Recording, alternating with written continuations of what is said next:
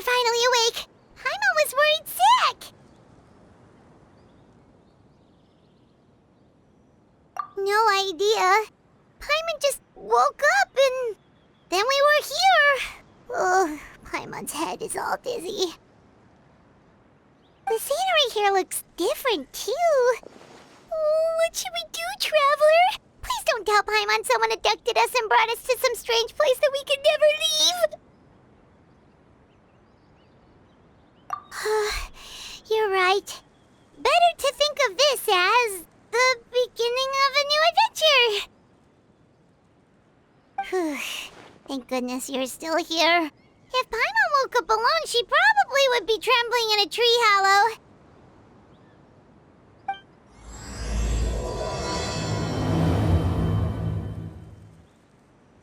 Let's follow this path for now. We might be able to meet someone and figure out what this place is all about.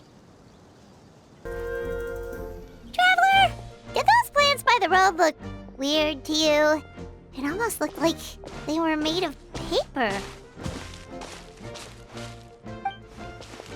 And those two frogs over there? Yeah, they look like pieces of origami.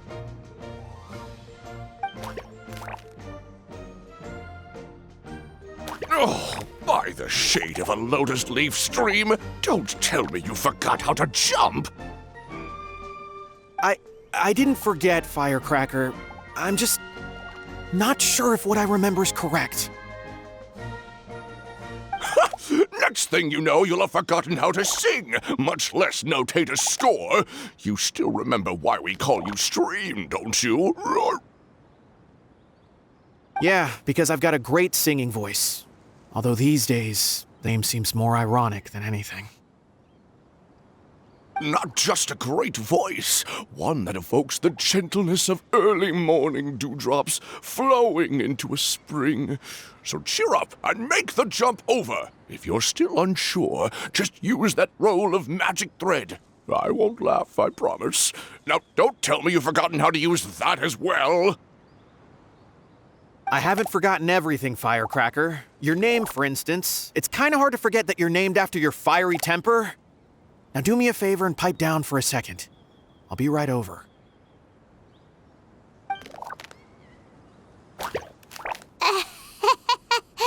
You saw that too, right? Paimon's not seeing things, is she? This place is getting more confusing by the second. Anyway, why don't we go after those two frogs? They didn't look evil or anything. Plus, they might be able to help us out.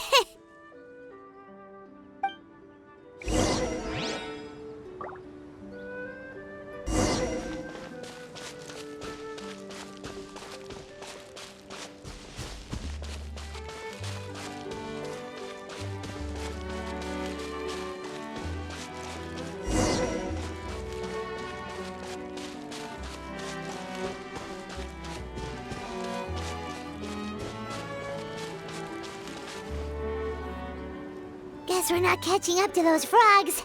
They were so fast. Paimon couldn't even tell where they hopped off to in the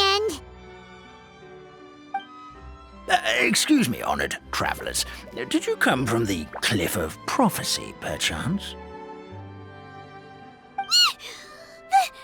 The chubby paper hamster just talked. Chubby? Who are you calling chubby?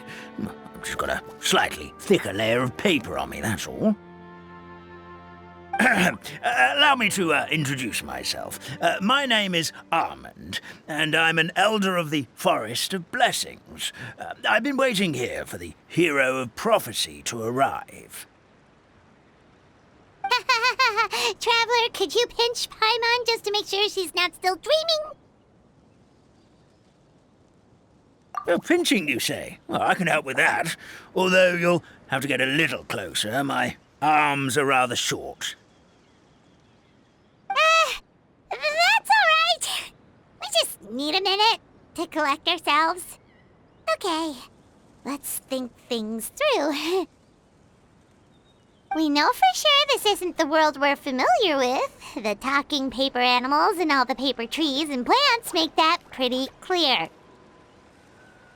The hero from another world, supported by their companions, shall restore peace to the world. That is what the prophecy says. Dearie me, I completely forgot to introduce you to this world, didn't I? And here I am, getting all excited by the arrival of the hero. You'll have to excuse me. This old brain isn't what it once was, all shell and no nut. Oh well, perhaps my once glossy paper has faded past the point of no return. It's okay, really. You can just tell us all about this world now. Let me think. Where should I even begin? I've pretty much forgotten everything that happened in the past. Right. I believe the story circulating along the pulp of this forest goes as follows. A long time ago, 3 goddesses created this world and named it Simulanka. The goddess of creation, who presides over matter and magic, created the mountains and rivers and gave us life. Her powers also paved the way for Simulanka to exist in numerous worlds. After the goddess of creation came the goddess of prophecy, with dominion over the stars and the course of fate itself. She induced the sky to spin and the earth to move. Even to this day, her statue still stands tall at the highest point of Constellation Metropole. The final goddess was the goddess of fate, she who reigns over all treasured tales and dearest wishes. She bestowed upon us the fierce and everlasting feelings of love and hate, and showed us the meaning of death and hope. Whoa, they all seem super impressive. Sounds like they really did a lot. Of course. All new residents of Simulanka come to the forest to thank the goddess of creation for founding this world, and travel to Constellation Metropole to witness the divinations of the goddess of prophecy's numerous oracles. After that, they make their way to the end of the world and tell the goddess of fate about their most cherished dreams. Well, at least that's how it used to be. How it used to be? Did something bad happen? Oh, yeah. That has to do with the hero you're waiting for, right? Yes, this old brain of mine may have forgotten many things, but I will never forget the day the evil dragon descended upon our forest. It came down from the skies in an ominous black mist and ravaged our homeland.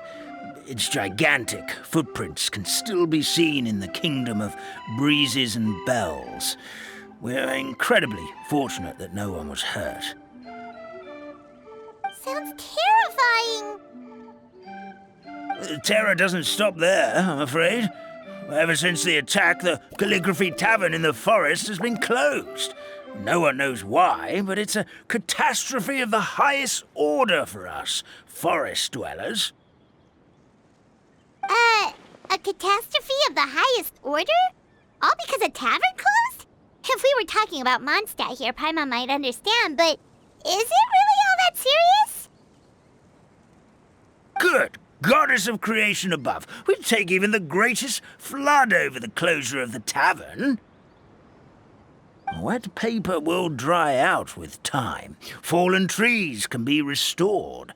But the Calligraphy Tavern is the only source of the magic tonic that sustains all creatures in the forest. Magic what? Magic tonic. It was gifted to the forest by the goddess of creation herself. A special potion that helps us maintain our vitality. Well, Our bodies will gradually crumple and become brittle until they eventually disintegrate entirely. Our colors will fade and we'll start to lose our memory until we can't even remember our own names. But wait, Grandpa Almond, does that mean you've already... Oh, I'm afraid so. The color has all but completely faded from my paper. To be honest, all I really remember is that I'm supposed to wait here for the hero of prophecy.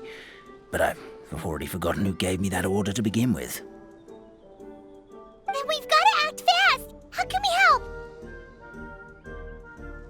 Oh, brave Pixie. May the goddess of fate reward you and your friend for your kindness.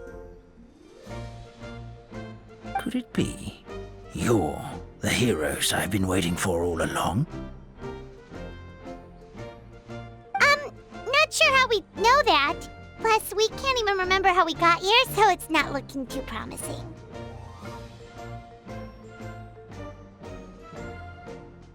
Well, this is turning out to be quite the conundrum for old Almond Brain here.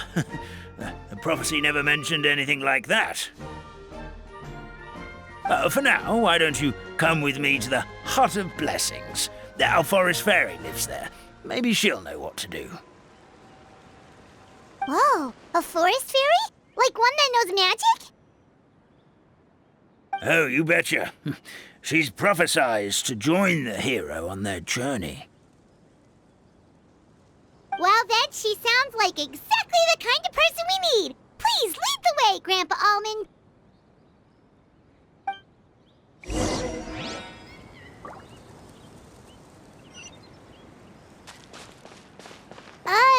That meadow over there looks pretty strange.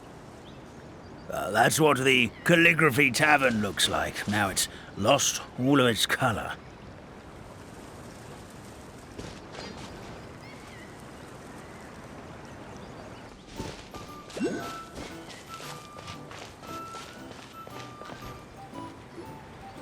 This is the place. If you could just wait a moment, the fairy should be... Traveler! Paimon! Paimon knows that voice! It's really you! I'm so happy to see you!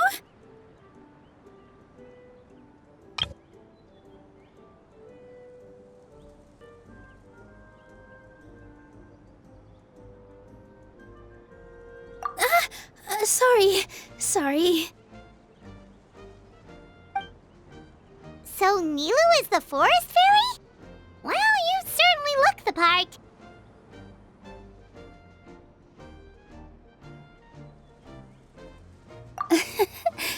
Thank you. To be honest, I'm still getting used to it. It's the weirdest thing. I remember I was reading a book at the Grand Bazaar, and then I guess I must have fallen asleep at some point because, well, then I woke up dressed like this. And in my dream, someone spoke to me. They said, "You are the fairy of the Forest of Blessings. Now go, save the forest with your magic." At first, I thought this whole world was just part of the dream, but no matter how hard I tried, I couldn't seem to wake up. I couldn't find anyone I knew from the real world either. Sounds similar to what happened with us. We also have no idea how we got here. Anyway, sorry for my reaction back there. I got a bit too excited when I saw you two.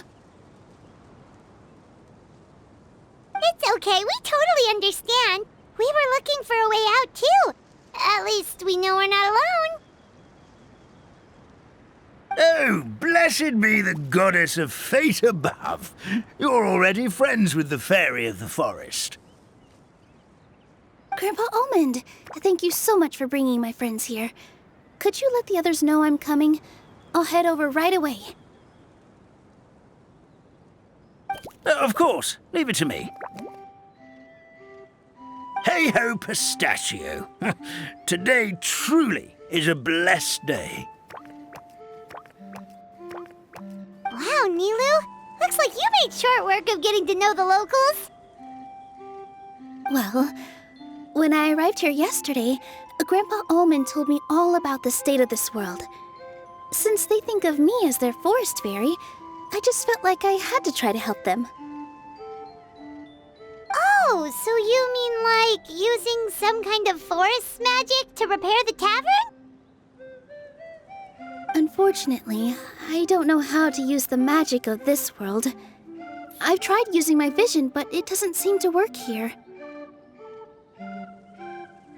If the books stored in this hut are anything to go by, this seems to be the place where the goddess of creation first made the townspeople of this forest. She folded the pages of books into small origami animals, gave them life with her magic, and with time, that's how the Forest of Blessings took shape. Maybe one of the books here could teach us how to use magic. I read them all, but only found one reference to magic. The incantation, abracadabra, means to create what I say.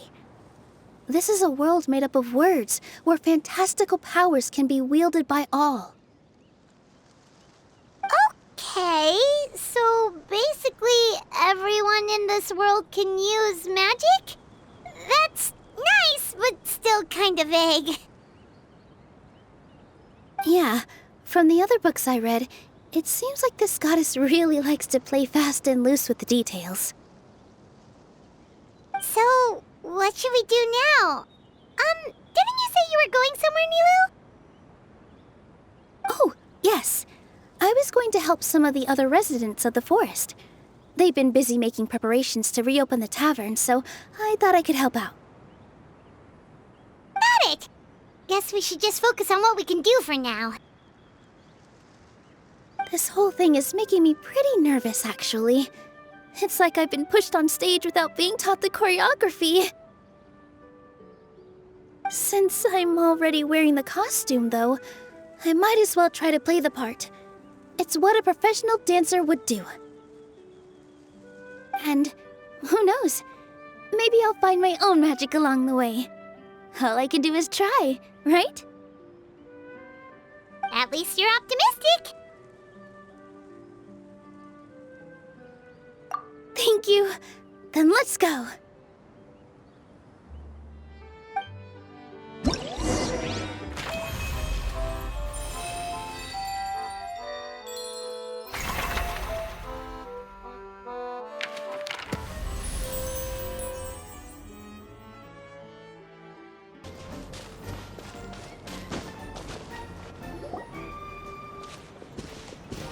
Look, the forest fairy is here, and she brought her companions. Grandpa Almond was right. They do look promising. Hello there, everyone. I heard you were working on the piping for the calligraphy tavern. Is there anything we can do to help? Oh, we wouldn't dream of troubling you with our petty problems, my lady. Don't you worry. We have it all under control. You sure about that? Because from where Paimon's floating, the piping is looking pretty chaotic. Ah, yes. We have my careless friend to thank for that. He promised we could leave the pipe connecting to him, and, well, the results speak for themselves. Hey, I just wanted to inspect each pipe. This is the network the magic tonic has to flow through. I was just trying to be thorough, so I disassembled the whole thing. Yeah, and now you've forgotten how to put the thing back together. Have you been eating too many nuts again? 'Cause you are what you eat. Please don't fight. I know everyone wants the tavern to reopen as soon as possible so that the forest can return to normal. So, why don't you let us help out? Yeah, we're here anyway, so we might as well be helpful. We just need to reassemble these pipes, right? Well, if you're offering... Basically, the pipes need to be connected properly to allow the magic tonic to flow through. If you put the wrong pipe in the wrong place, the tonic will get stuck halfway. Attention to detail is key. Says the guy who messed up the whole thing in the first place.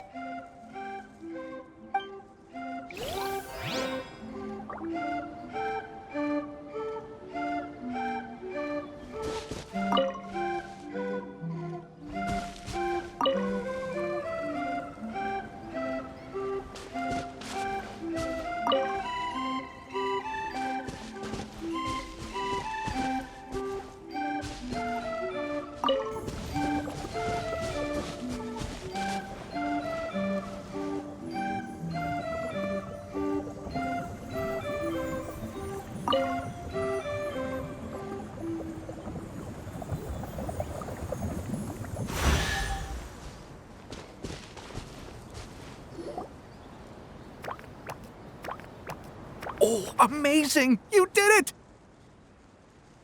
Now the tonic will flow into everyone's cups without getting stuck, right? Oh, gotta say though, Paimon is starting to get pretty curious about this magic tonic. Could she have a teeny tiny sip? Just a little taste, please? It's not greed, it's curiosity. Well, if it's really just one sip, I guess that would be fine. Just be careful. This is one of the last cups left in the entire forest. We're supposed to save it for our research. Just a sip, promise. Okay, here it goes. We won't... What was that? Oh, it's sticking to Paimon's tongue. Wait, is this just regular ink? Wait, does that mean what the legend says is true? The goddess of fate used ink to compose her stories on paper, and the goddess of creation used her power to bring those tales to life. No wonder the tavern is so important to the forest. Maybe the fading disorder occurs when the ink within the body dries up.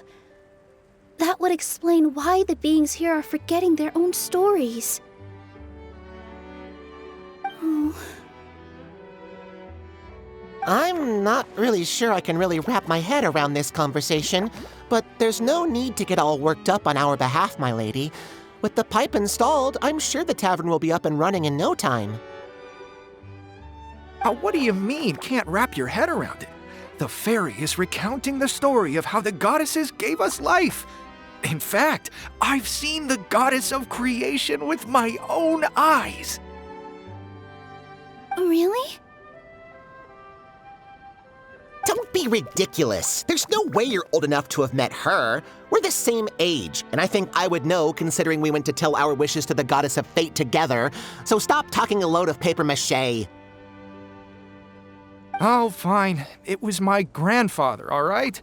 He was the one that saw her. He said that one day after he finished work, he saw the goddess of creation grant us life with his own eyes. In her hands, she held the very paper used to form our bodies. She whispered something into the pages, and then suddenly a paper frog was born, ready to leap into the world. Oh, it was spectacular. Cut the theatrics, will you? You weren't even there. Wait, so that's it? Paimon thought creation magic would have a little bit more pizzazz. Oh, so in your world, the creation of life is a much showier affair? Huh, I'm learning something new every day. Well, that's not exactly what Paimon was trying to say. Magic doesn't have to be spectacular. That's enough out of you. All your boasting is confusing our kind fairy. Oh, no, it's all right. I actually think I understand the magic of this world a bit better now. Thank you. The honor was all ours, milady. Traveler, Paimon, we should make our way to the next location.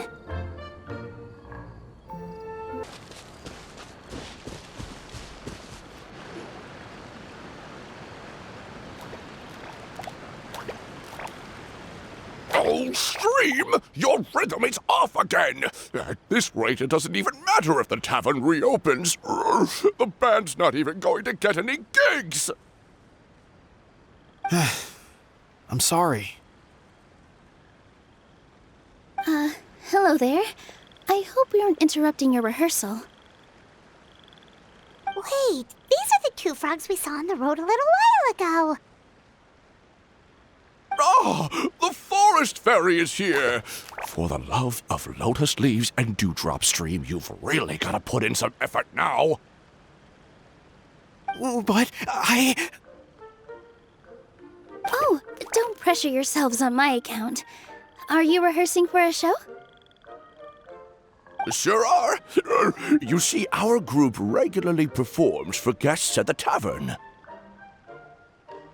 We've been out of work for quite some time, with the closure and all, but after hearing of the fairy's arrival yesterday, we figured we needed to get in performance shape right away. I understand how you feel. Back at the Grand Bazaar, Zubair Theater's always busy with rehearsals too. The Grand Bazaar? Do people there sing on lotus leaves as well? Yeah, they do. And it's a really big one. You're the conductor of your group, aren't you?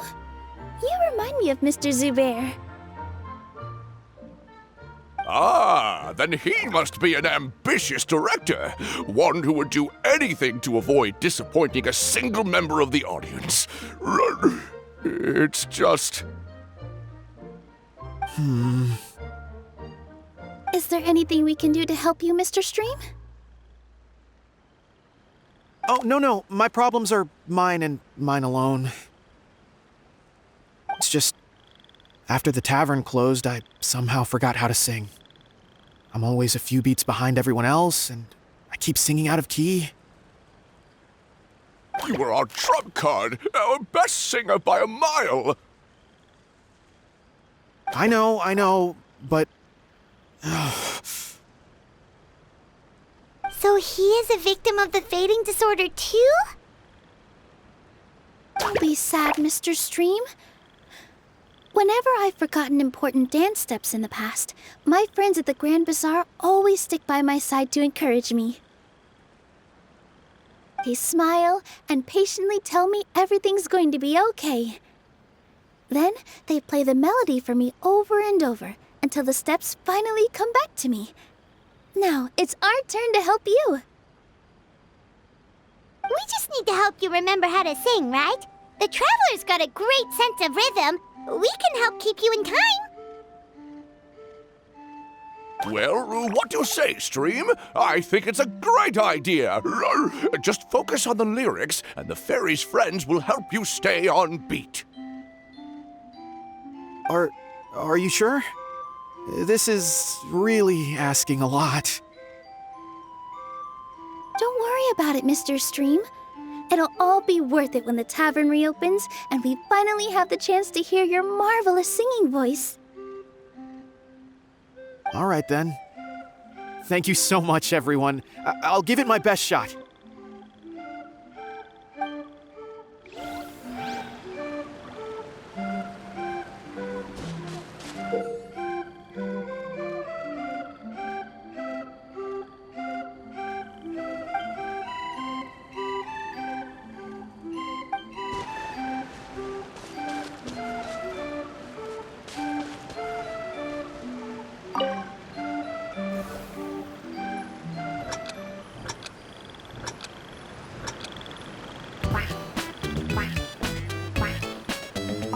Excellent! Perfectly in time.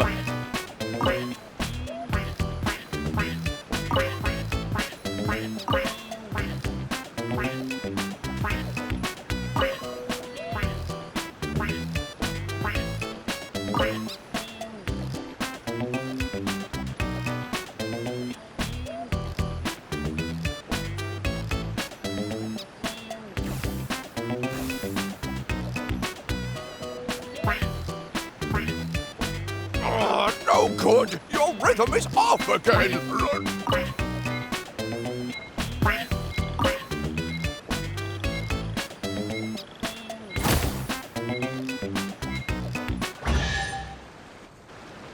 I feel like I'm getting the hang of it again.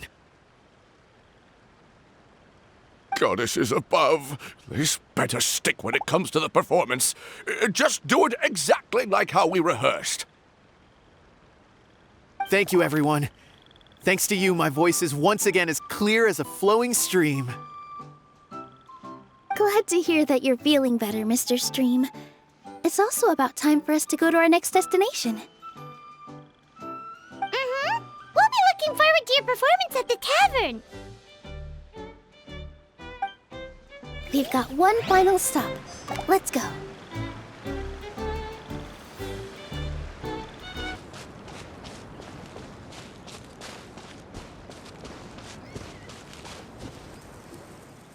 Oh, my dear Citrus, please tell me you're joking. We can't have you out of commission with the tavern about to reopen. I'm sorry, Grandpa Almond. It's the truth. I was just too excited for the reopening and must have fallen asleep in an awkward position. Grandpa Almond, we're here to help. Oh, hazelnuts on high. You could not have come at a better time. Please allow me to introduce you. This is the bartender of the Calligraphy Tavern, Miss Citrus. Miss Citrus is supposed to add all kinds of delicious fruits to the magic tonic. Her additions are what turn it into the finest brew in the land. She's indispensable to the operation of the tavern. I appreciate the kind words, Grandpa Almond, but... my neck. Are you all right? Terrible timing.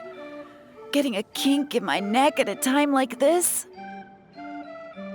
Could you give my tail a little twist? That should help free up the movement in my neck. I would do it myself, but I can't reach my own, and Grandpa Almond is too old and as light as a feather. The neck and tail are connected? Of course they're connected. Just like how you can't have a rainbow without rain. Anyway, you just need to position me at the right height to pick the fruits, and then put them in the barrel over there.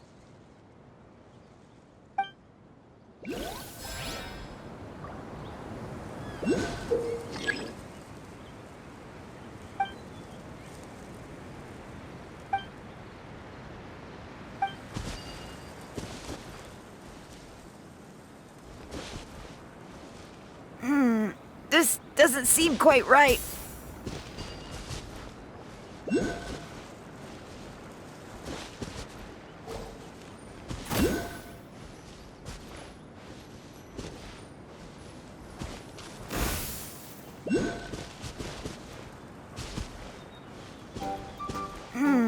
This doesn't seem quite right.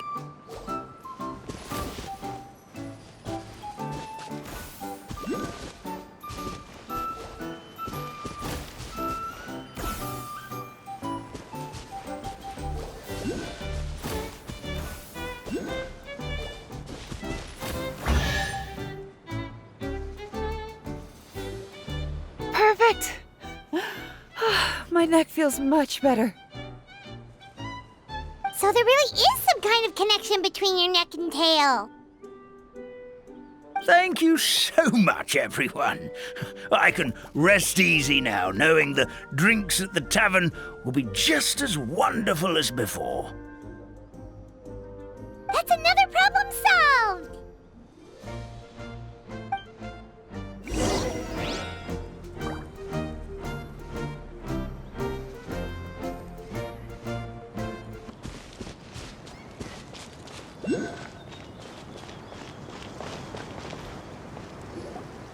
Well, since we've taken care of most of the tasks, all we need to do now is reopen the tavern. But we still don't know how to use the magic of this world. We don't even know why the tavern closed in the first place. Oh, what about the method that one hamster mentioned? You should try it, Nilu! You mean the creation magic his grandfather saw outside the Hut of Blessings? I wonder. How exactly did the goddess of creation give them life? Maybe you don't need to understand it. Just give it a try. Everyone here calls you the Forest Fairy. Maybe you have the magic powers already and you just don't know it. In other words, this forest is a stage. And all I need to do is step out into the spotlight? Sounds just like a fairy tale. Well, we are surrounded by talking origami animals and magic potions after all. Almost seems like anything's possible in this place. You're right, Paimon. We won't know anything unless we try. In that case, let's see.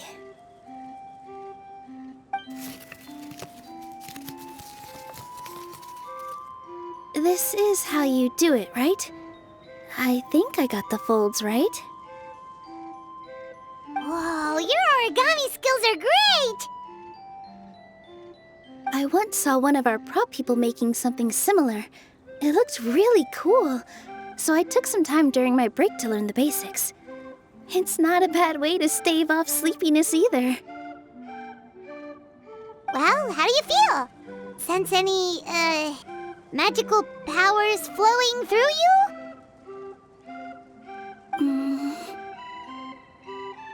No. No? What are we missing? Magic words? But how am I supposed to know what the goddess said to bring them to life?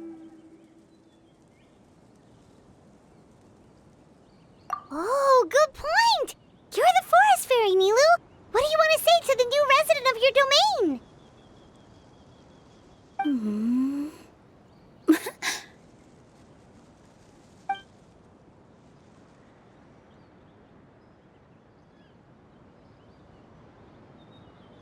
I bestow upon you the blessings of the forest and offer you a home in this land. Your name shall be Harisara. May you bloom in this world as beautifully as the flower I love.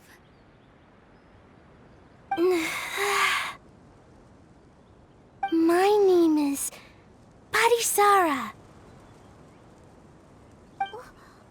It worked! It actually worked!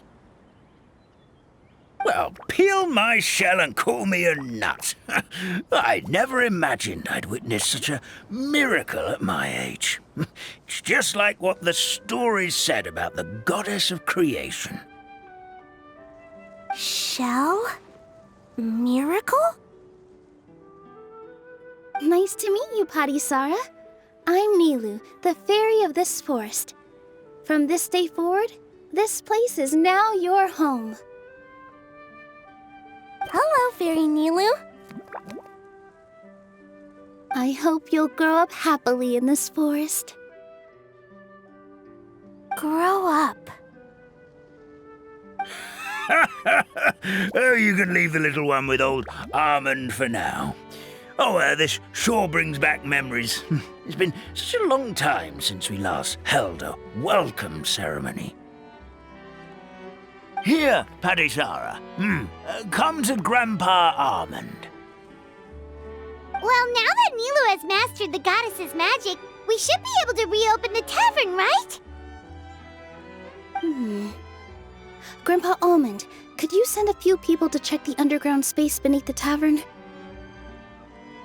Oh, of course. May I ask why? The moment I used magic, I sensed something strange down there. I have a feeling it's connected to why the tavern had to close down. Of course, we'll look into it right away. Make sure you listen to Grandpa Almond, Harisara. Don't go running off on your own. Harisara. Listen. Running!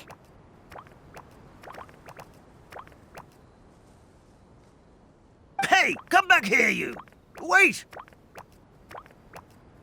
Yep, that's Nilu's creation, all right. She's got so much energy.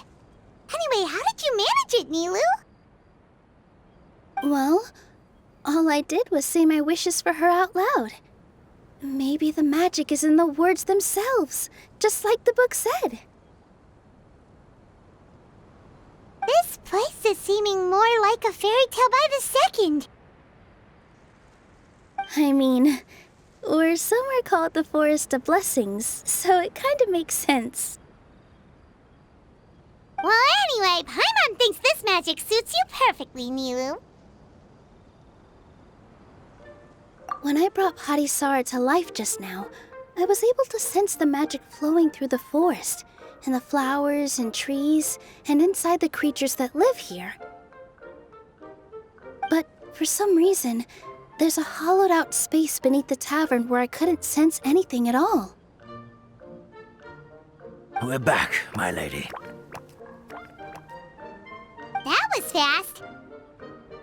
You were right. There was something under the tavern that I've never seen before.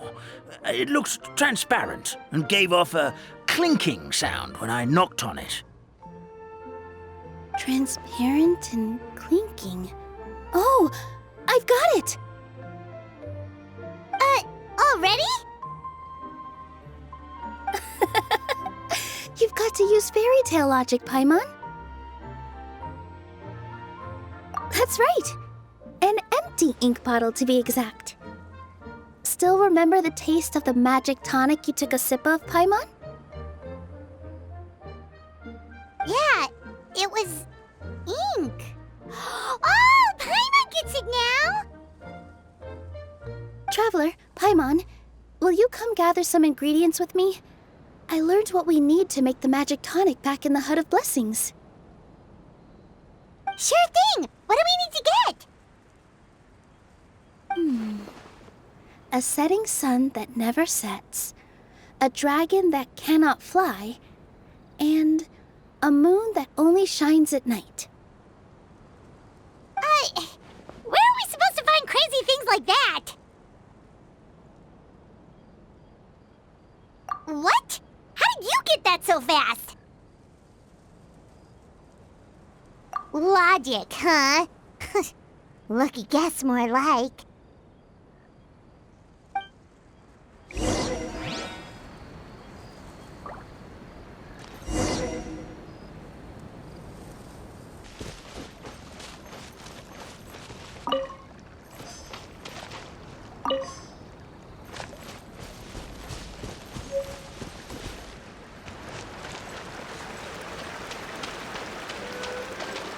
That should be everything, right? What should we do now? Let's go back to the Hut of Blessings.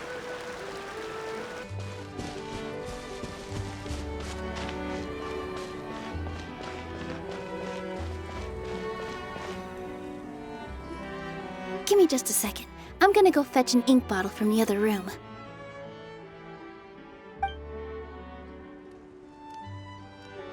Paimon doesn't get it. All the ingredients are super tasty, but somehow the final product turns into ink. Well, anyway, Paimon's not going anywhere near this stuff this time. Not even if you bribed her. Sorry to keep you waiting. Let's see. According to the book, first you do this, then this, and then...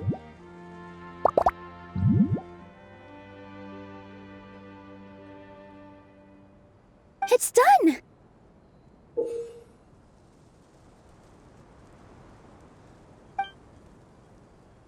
Wow, magic sure makes everything super convenient.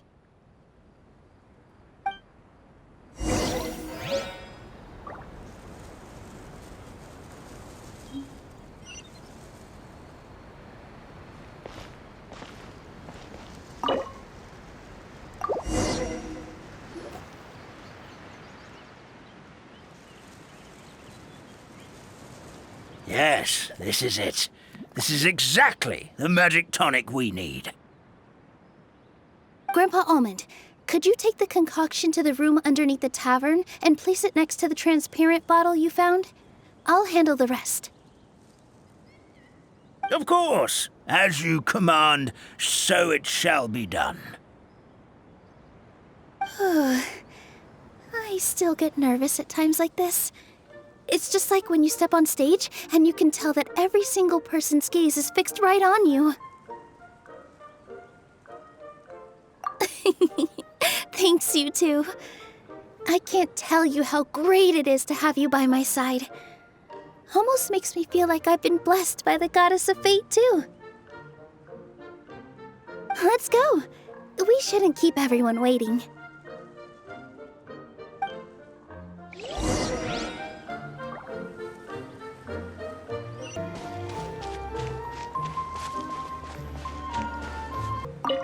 For the sake of the forest fairy stream, please give me your best performance when we take the stage. Rest easy, Firecracker. I've been waiting for this day for a very long time. What flavor of magic tonic should I whip up first? See, I was right. That's exactly what the goddess of creation did all those years ago. Ugh, brag away, but don't think you're getting out of carrying all those pipes with me later. I've placed the bottle where you requested. The rest is up to you, my lady.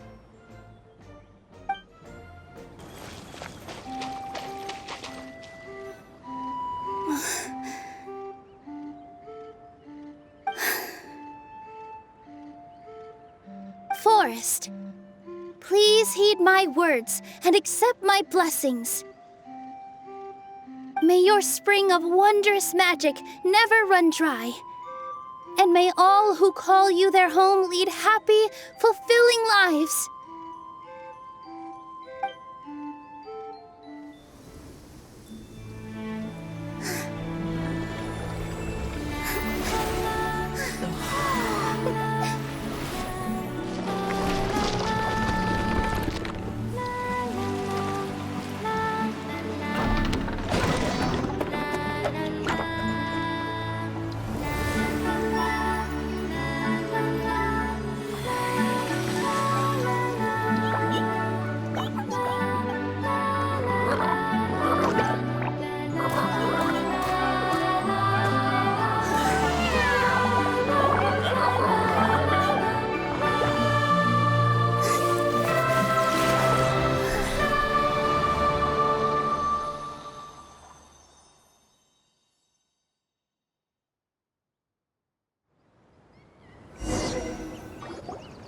Fairy Nilu is amazing!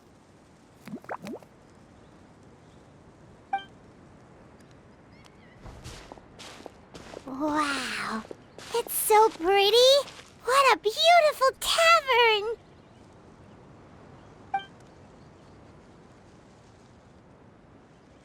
It matches the scenery of the forest perfectly. I was so surprised when it suddenly opened up like that. Just like a pop-up book. I remember now. I remember everything. It was me. I was the one who went to the top of Constellation Metropole and witnessed the goddess's prophecy. The hero who shall save this world will descend upon the cliff of prophecy. The hero, supported by their companions, shall restore peace to this world. So the prophecy really did have all the answers. You just forgot the first half. That's why I was waiting near the cliff of prophecy. Wonderful. Simply wonderful. There's still some hope left for old Almond after all. Is the Cliff of Prophecy that place with the huge mural? 'Cause that is where we woke up, but we don't remember anything about how we got there. Also, we didn't get a change of clothes like Nilu. Are we definitely the heroes? If not you, then who else? You've already helped the fairy revitalize our forest. To us, that makes you heroes, prophesized or not. Alright. Either way, we're going to keep adventuring, even if it's just to figure out how we can get back to our world.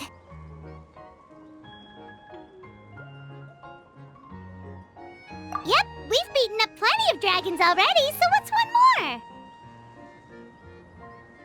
As expected, the words of the goddess of prophecy always come true. I'll come with you. It can't hurt to have a magical fairy tag along, right?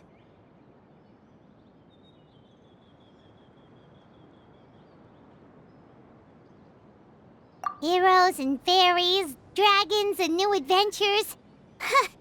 This is sounding more and more like a fairy tale by the second. I would say your next stop should be Constellation Metropole. It's Simulanka's most prosperous city, just across the sea. Once you've arrived at the Astral Garden at the highest point in the city, maybe you can try seeking divine counsel from the goddess of prophecy herself. Are you leaving, Fairy Nilu? I'm afraid so. There are still other people who need my help. I won't go far, though, and I'll come back to visit the minute I have time to spare. So be a good girl, Patisara, and help out Grandpa Almond whenever you can, all right? Got it! Patisara will wait here for you. That's a good girl, Patisara. I almost forgot. If Constellation Metropole is where you're heading, you'll need to take the Maritime Express. I'll head to the station first thing tomorrow morning and wake up that lazy station master for you. Why don't you take a break for the rest of the day? You should savor the beautiful scenery of the forest before you go. Sounds great! Paimon definitely feels tired after being on the go for so long. There's a spot in the tavern with Paimon's name on it.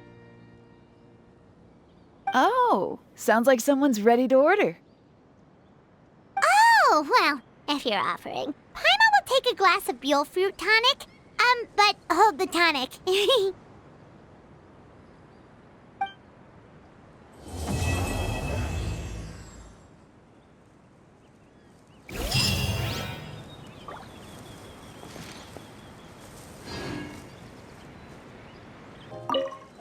Fairy Nilu, can you teach Patisara how to dance? Oh, of course! How about we start off with the most basic steps? Okay. What about you, Grandpa Almond? Would you like to join? This old nutcracker? I'm not quite as limber as I used to be. Come on, Grandpa Almond! Join us! All right, all right. Grandpa can't say no to you, can he? Our kind fairy dances just as beautifully as the goddess of creation. Here we go again. Let me guess. She was dancing when your grandfather saw her create life, was she? Very funny. A goddess is all-powerful. Of course she can dance. Just fixed the kink in my neck, and now my arms feel like they're gonna fall off. But seeing the tavern full and lively again makes it all worth it.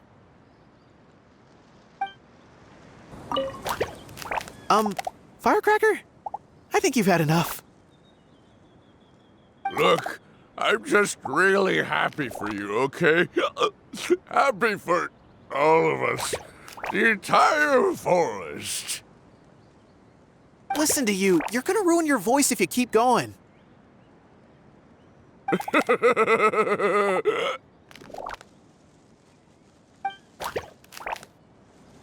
Morning.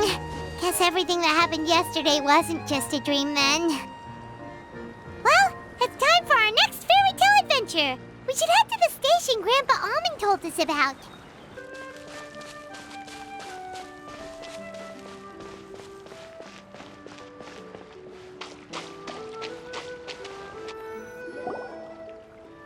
Get up, said Jewel. Time to get to work, you lazy bones. I can't remember how to call the train. Just let me sleep a little longer, and I'm sure I'll remember. Don't try to pull one over on me, young man. Your fading disorder has been cured. I saw you chugging cup after cup of magic tonic in the tavern last night. You must be mistaken, Grandpa Almond. That guy definitely wasn't me. Oh, you remember my name now, do you? Then it seems like you're all better. You had no idea who I was when you were fading. Now, enough of your nonsense. Get up. The fairy and her friends are going to be here any second. All right, I'm up. The Maritime Express should be here soon. That's more like it. Lie there any longer and you'll start gathering dust. Is everything okay? The hero, his pixie companion, and the forest fairy. Oh, I didn't know you were already here. Merciful macadamias. I'm sorry you had to see that. Oh, it's all right. Paimon knows the feeling. Who doesn't want to sleep in first thing in the morning? Does the Maritime Express run out of Constellation Metropole? Yes, each train needs a conductor to operate, and the conductors are always from the capital. The more difficult maneuvers are a little too complicated when you're made of paper. Oh, so you mean the people of Constellation Metropole aren't origami animals like you? Well, the city welcomes visitors from all over the world, so you're bound to run into some forest dwellers there. But yes, generally speaking, the residents of Constellation Metropole look quite different from us. You'll see for yourself soon enough. Here comes the train.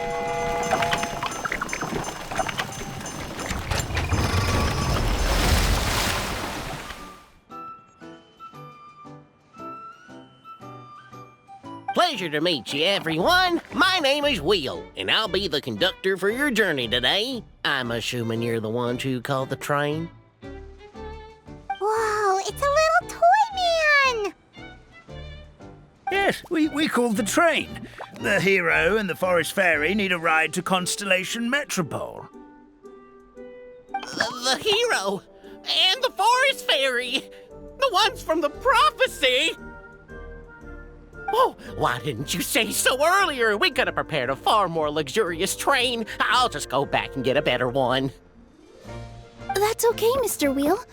We're trying to get to the city as fast as possible. We just need you to get us across the sea. In your capable hands, I'm sure we'll get there in no time. Of course, my lady. It would be an honor. Well then, all aboard, sit anywhere you like. We'll get a stunning view of Simulanka no matter where you're seated.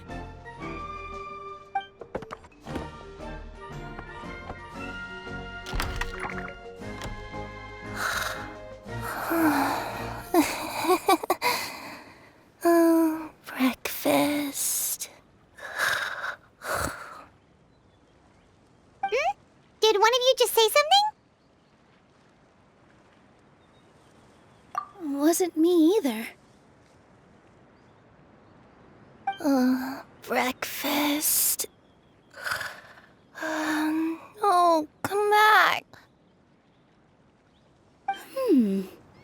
Sounds like the voice is coming from inside the train.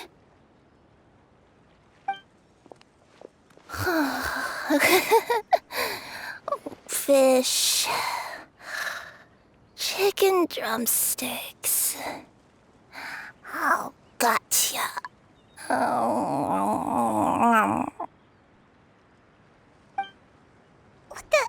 What's Kirara doing here?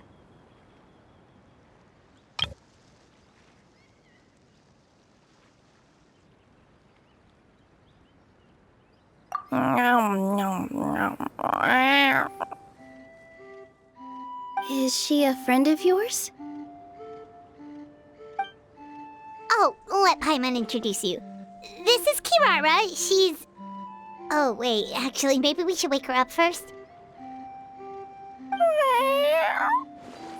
So noisy.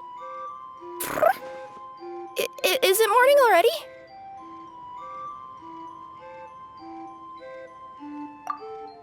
Oh, morning.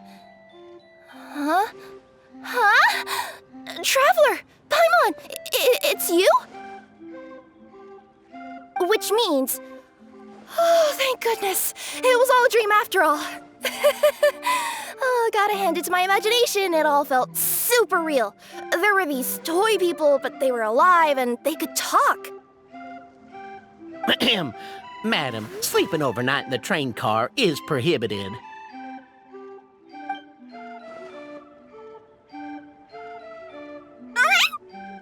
It wasn't just a dream? It's all right, Kirara. Apparently we're in a world called Simulanka. We got here yesterday, too. Simulanka? So, that's what it's called. I spent all day yesterday wandering around this one city. The toy people called it Constellation Metropole. I was trying to find a way to get back home. I was seriously starting to think I'd gotten on the bad side of some great yokai and gotten swallowed whole. Ah, I take it you're Inazuman then, Miss Kirara? She sure is. But, Kirara here is kinda special. Let Paimon introduce you for real this time. Kirara is a Nekomata from Inazuma. She works as a courier for Komanie Express. Ah, nice to meet you. I'm Nilu, a member of Zubair Theater. You can usually find us performing in Sumeru City's Grand Bazaar. Right now, though, I suppose I should introduce myself as the Fairy of the Forest of Blessings. Oh, you're Nilu! I've heard a lot about you from my deliveries in Sumeru. I even saw one of your performances back in the day. You're an amazing dancer. But, did you say you were a forest fairy? Oh, yeah, that's her new identity here in Simulanka. Oh, speaking of new identities, looks like you got a new outfit yourself, Kirara! Yeah, I know! It confused the heck out of me yesterday. I just woke up in a set of brand new clothes I'd never seen before. That must mean you have a big part to play here, too!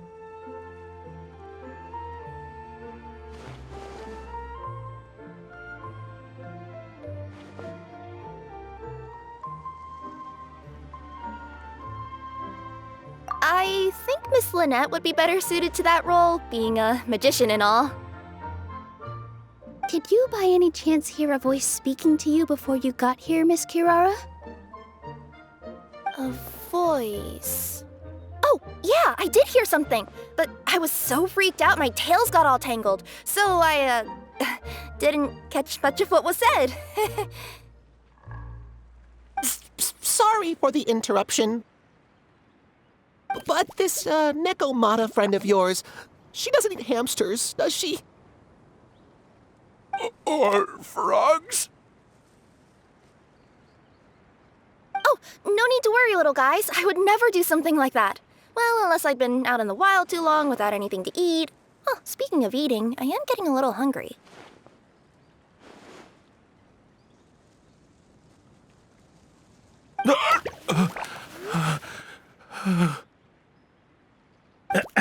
Where are your manners, everyone? This young lady is a trusted friend of our esteemed hero. Now, I know a fear of felines is etched into us with ink, but I'm certain Miss Nekomata in boots here means us no harm. Sure looks like you're keeping your distance, though, Grandpa Almond. You all have nothing to fear, I promise. I met some origami animals in Constellation Metropole yesterday, and I even made sure to retract my claws so I didn't hurt them by accident. Plus, you all look just about as tasty as the cardboard boxes I deliver. Not that I'd try to eat you even if you did look tasty. Promise. Please excuse us, Mom. It's just an unconscious reaction. Dear passengers, it's almost time for us to depart. Oh, yeah, that. Whoops. This turned into a pretty long conversation, didn't it? All right, let's get on the train. You coming with us, Kirara? Mm-hmm. I'll ride with you to the next stop. There's a place near the Metropole that caught my eye yesterday, so I want to go explore it today. Then all that remains for me to say is, on behalf of the Forest of Blessings, thank you once again for all you've done for us. May the Goddess of Fate be with you and bless your journey, Madam Fairy, Miss Nekomata in boots, and our brave heroes. Please do visit us in the Forest of Blessings again, once peace has returned to this land. We will. We'll definitely meet again. Take care, Grandpa Almond.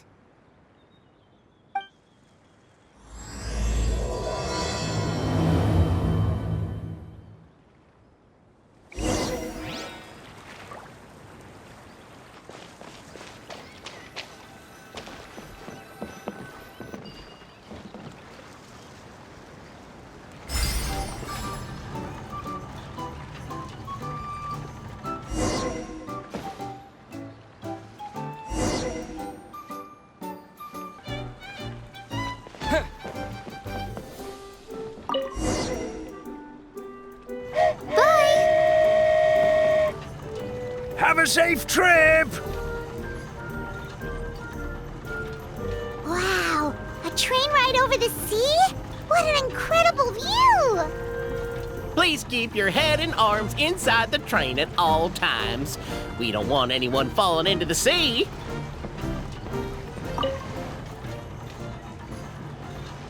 There's a train coming the other way too! Hey! And now that the fading disorder is cured, I'm sure the forest will be a lively place again in no time. I gotta go explore that forest at some point. It looked so pretty from the train. I just hope they, won't be too scared of me. We'll be arriving at our destination shortly. Please prepare to disembark.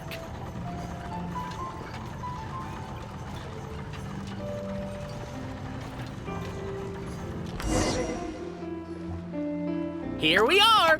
Constellation Metropole is right over there. It's a short walk from here to the Gear Sky Ladder, which will take you right to Metropole Square. And thank you again for choosing Maritime Express. Great! And thanks to you for a smooth and pleasant journey, Mr. Wheel. The train cars were comfortable and spacious, and I had a great night's sleep. I'll definitely be back. As you wish, ma'am.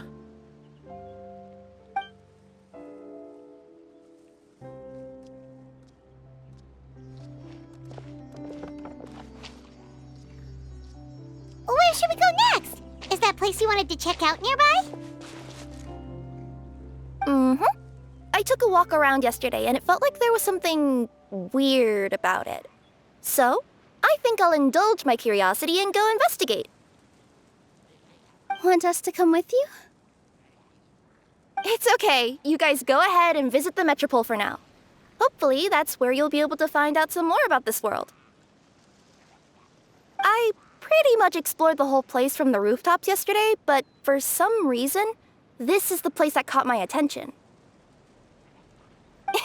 You know what I mean, right? Like when you get a stone stuck in your claw or something, it keeps nagging at you to dig it out, but you can't focus on anything else until you do. Don't worry. If you run into any trouble, I'll be there faster than you can say gold-level courier of the Comania Express.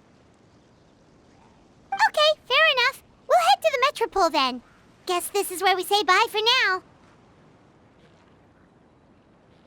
Mm-hmm.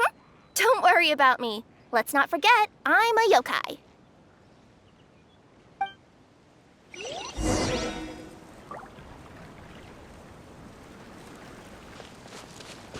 Help me! Somebody, please! Over there! Help me! Help! Oh, Goddess of Prophecy above, would you kind souls please help us? What happened here? Why are you all suspended in midair? I mean, being stuck in midair still beats falling to the ground and being smashed into a pile of blocks, but... I told him to be careful, but... No. Never mind. Now's not the time for that. My good friends, could I trouble you to turn the clockwork key over there? I'll explain everything in a bit.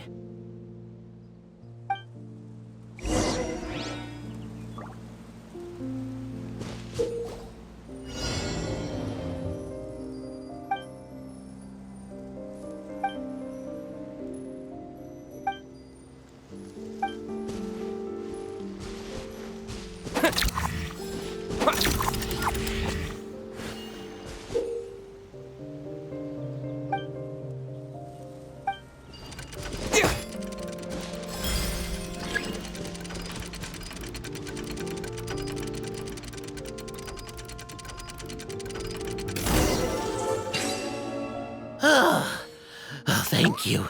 Oh, thank you. What happened there? It almost seemed like we turned back time. I take it this is your first time witnessing the power of the Goddess of Prophecy, then? If so, I can see why you might think that. Basically, this is a gift bestowed upon Constellation Metropole by the Goddess of Prophecy, who rules over the natural course of all things. It helps those who have deviated from their proper path to get back on track. Proper path? Do you mean everything that happens in the Metropole has been planned out since the very beginning? Why are you saying that as if it's a bad thing? You're not explaining it clearly. Here, allow me. Of course, all the residents of the Metropole have the freedom to live their own lives. For instance, whether I use olive oil or sesame oil in my morning skincare routine is entirely my choice. But whenever something disastrous is about to happen, like when I almost got turned into a pile of rubble just now, the goddess's magic will activate in the world around us. So, in other words, it's kind of protection magic? To keep people alive? You could say that. There are other situations in which it activates too, but that's basically correct. Well, in any case, we're glad no one's hurt. Are you heading to the Constellation Metropole? Yep. Do you know where we can find the Gear Sky Ladder? Oh, it's just that platform up ahead. The one with the key sticking out.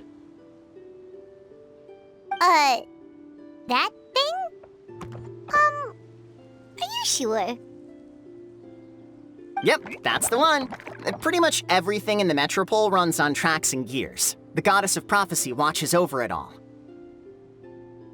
Which is to say, all the tracks are fixed. If a machine is set up to move forwards, it'll never move in reverse. This reminds Paimon a lot of Fontaine's clockwork toys. You mean, like those music boxes with dancing figures? I think I've seen one or two from the merchants in Sumeru. Yeah, exactly like that. Anyway, sounds like it's not gonna suddenly fall out of the sky, so Paimon's okay now. Should we get going?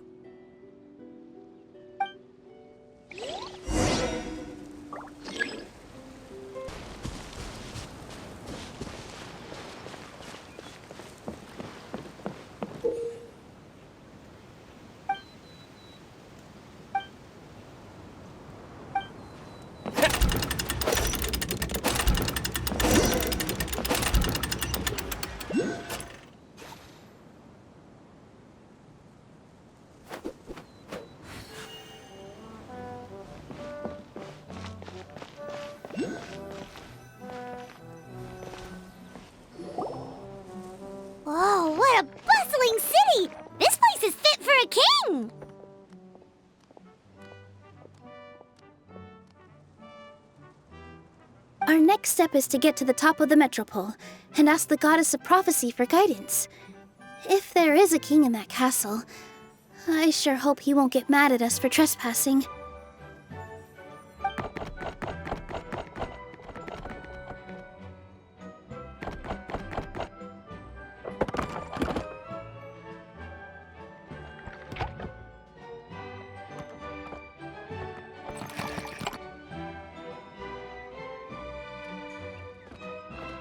Make way for the king! Oh, darn, we jinxed it. Oh, no. Did he overhear us talking about us sneaking into his castle? Paimon hopes he's not mad. Silence! The one who shall soon stand before you is the ruler of Constellation Metropole, the one who descended after a meteor shower, and the protector of order and all the stars in the sky.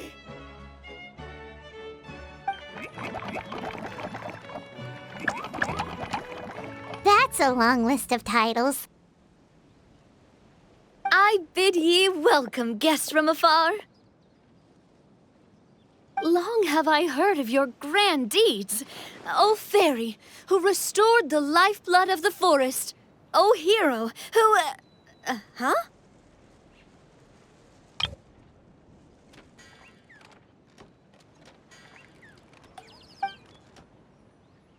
Navia! Hold your foul tongue! How dare you utter Her Majesty's name?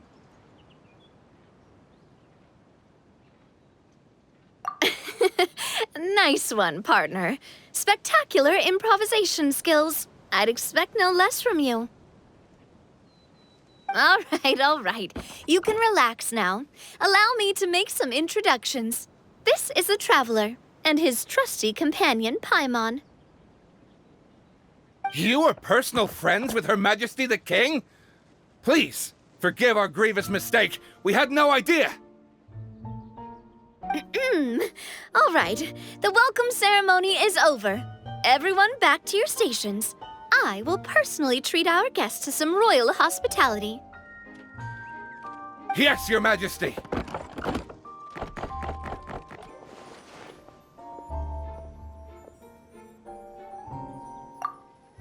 Oh, come on, I've already sent them off. So anyway, how did you guys get here?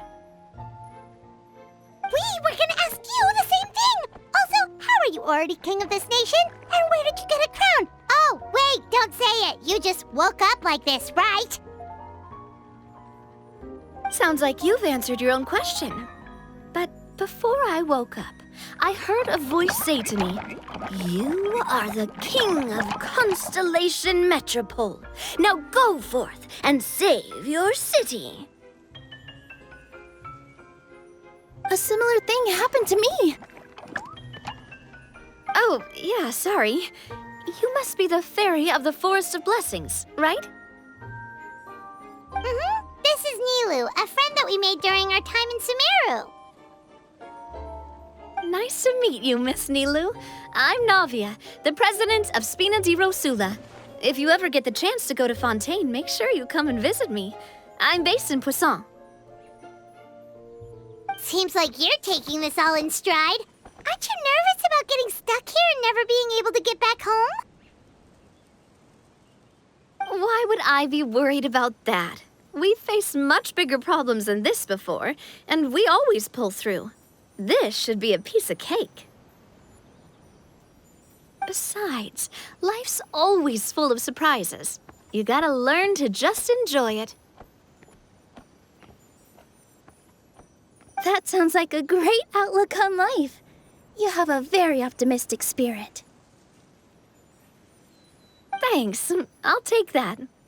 Honestly, though, it also puts me at ease to find out that you guys are the fairy and heroes that I've been hearing about in this prophecy.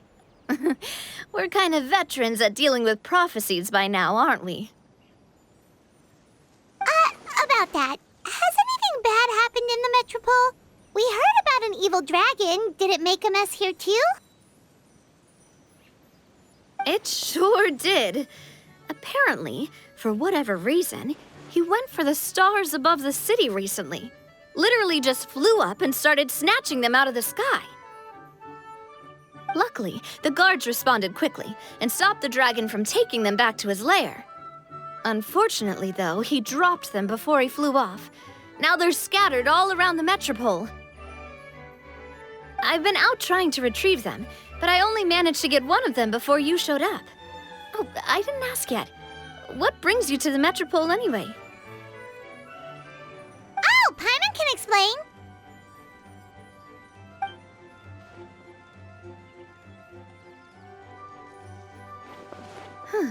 I see.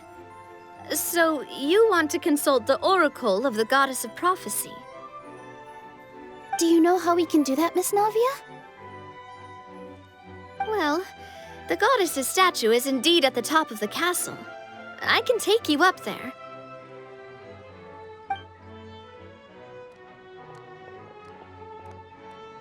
However, I've heard from the citizens here that the goddess hasn't given out any new revelations in a very long time. Really?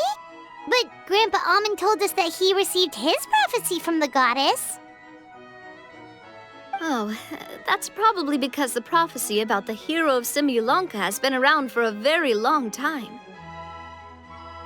But recently, people realized that the goddess didn't reveal anything about what's supposed to happen after peace has been restored. Okay. Still, can't hurt to try your luck. And maybe you can help me get rid of the invaders while we're at it. Invaders? So the dragon's not your only problem? Right.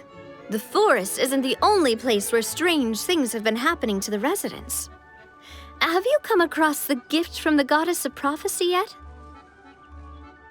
You mean the protection magic that stops them from coming to harm? We saw it in action. Yep, that's the one. Over the past little while, this magic has been triggering far more frequently. We don't know if it's simply because the metropole has grown a lot more dangerous, or if there's a deeper reason behind it. Some residents find themselves getting stuck in a place and unable to move. Others start repeating the same thing over and over again, like they're trapped in some kind of loop.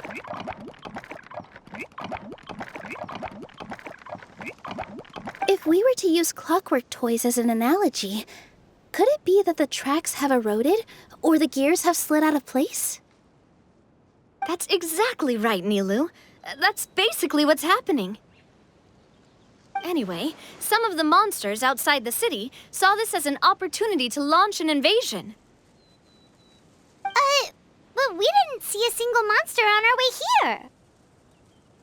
That's because I already took care of most of them over the past couple of days. Of the remaining few, we trapped some of them inside the castle and chased the rest back out of the city. Okay, so to summarize, not only has the magic here gotten all messed up, but the dragons also knocked some of the stars out of the sky, plus there's a bunch of monsters in the city. Sounds like there's a lot more to fix here than in the Forest of Blessings. Well, defeating the dragon and the monsters should be straightforward enough. But how do we fix the magic? Supposedly, the goddess has had it all planned out for ages. One of her oldest prophecies says this: "Go and push the gear that connects up to the starry sky.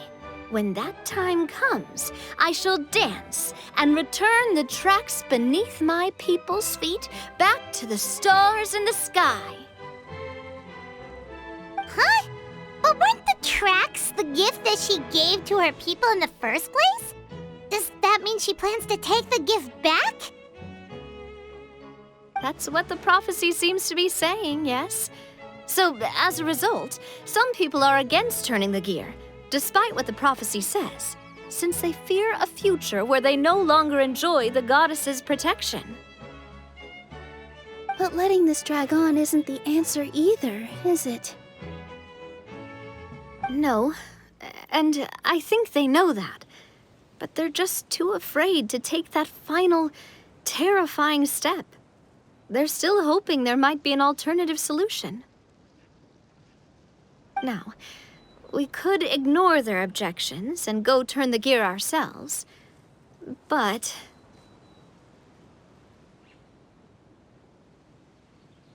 Exactly. You know me well. And that's why you're my partner. I want to get as many people on my side as possible. At the end of the day, this is their city, and they should have the right to decide its future. Ooh, spoken like a true wise king, Navia. I am the boss of Spina di Rosula, after all. This may be my first time as a king, but there are a few similarities between the two roles. Traveler, Paimon, Miss Nilu, would you be willing to lend me your support? With your help, I'm confident we'll be able to find the most frictionless way to resolve the problems plaguing this city.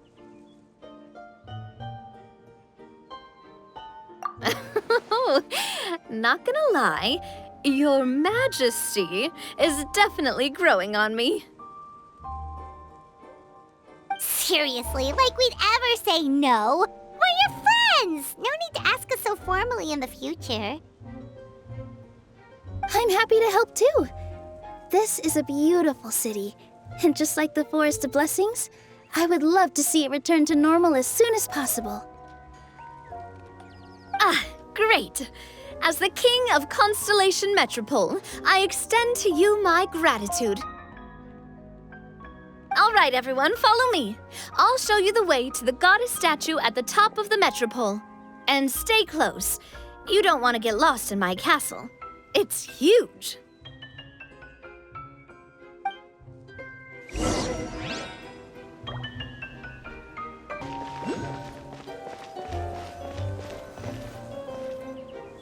Huh? What's this? Wait. This looks like the star I found earlier. I told the guards to place it near the goddess statue. Maybe they ran into some trouble up there. Guess we'd better hurry.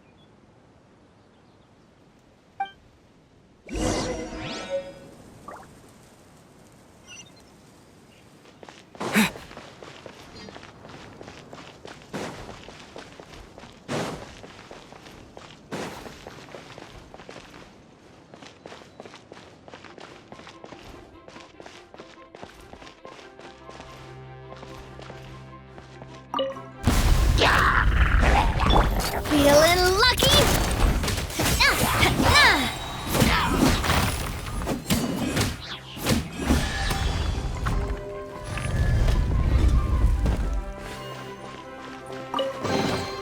I'm loving this treasure hunt.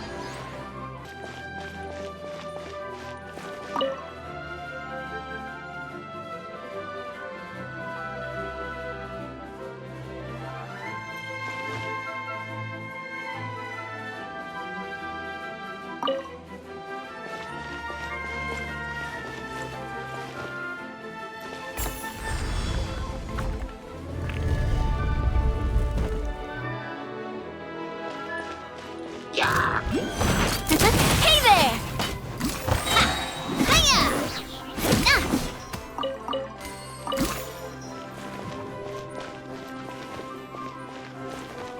Whoa! Why is the star on top of a mechanism? Uh-oh! More monsters incoming! Fire! Well, with Rock. Feeling lucky? Coming at ya!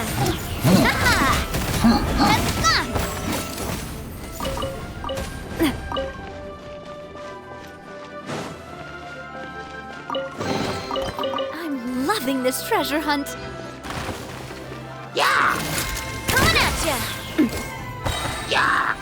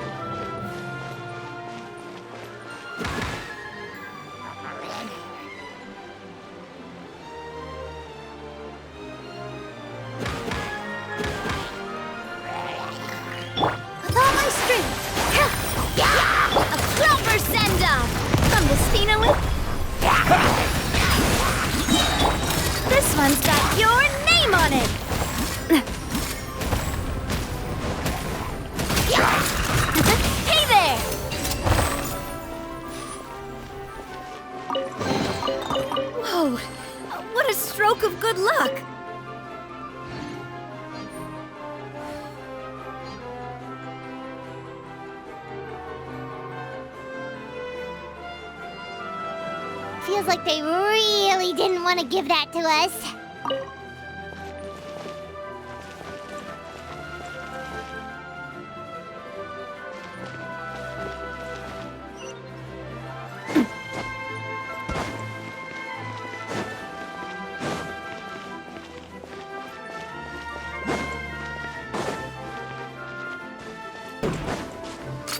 Hey there!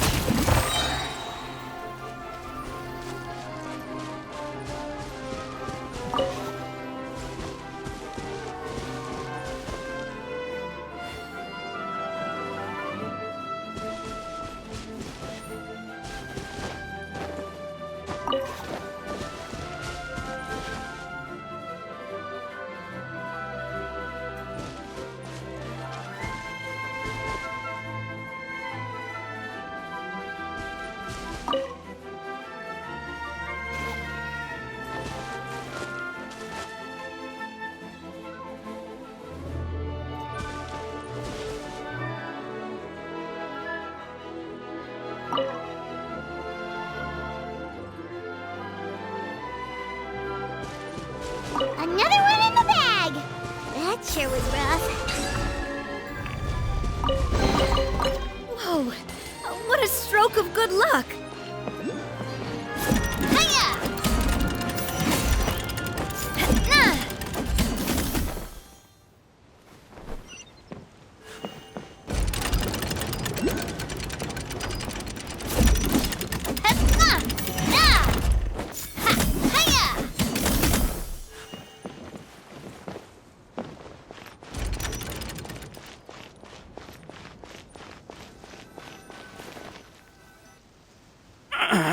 Drat!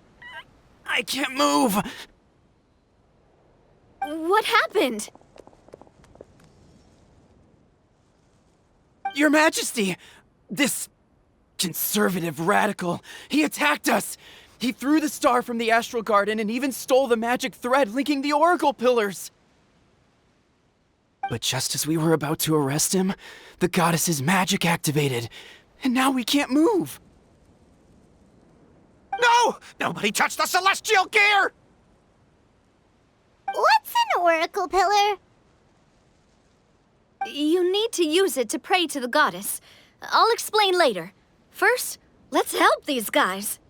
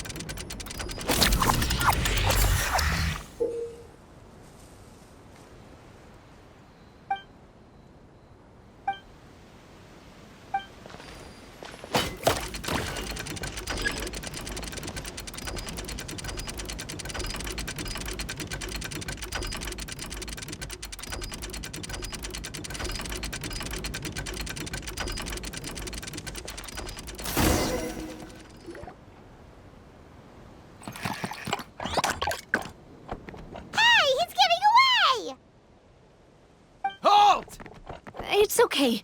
Let him go. But, Your Majesty! Even if we catch up to him now, we won't be able to change his mind, much less quell the fear that many others like him are feeling. All it would do is turn him further against us. Understood, Your Majesty. Also, this is the magic thread he was holding from the Oracle Pillars. Your Majesty, what should we... Please give that to the traveler over there. I believe they have some questions for the goddess. Yes, Your Majesty.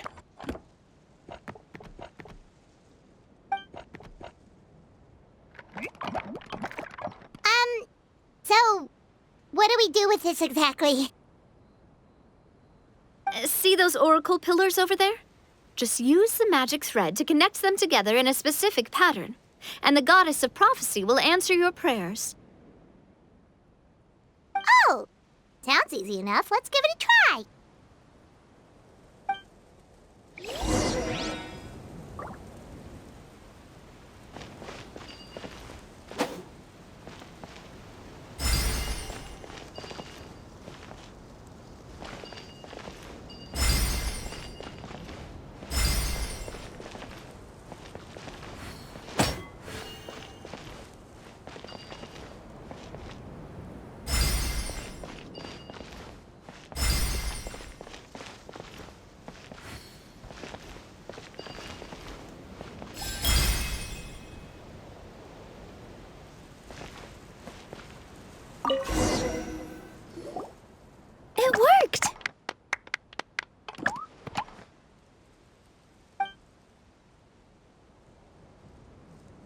To which course of fate do you seek answers, my child of Simulanka?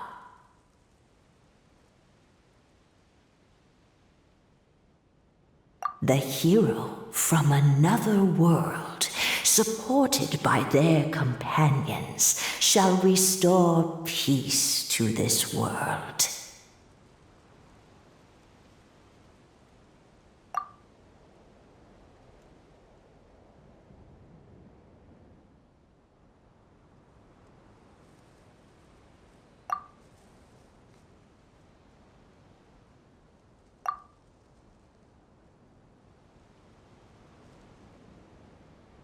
Go and push the gear that connects up to the starry sky.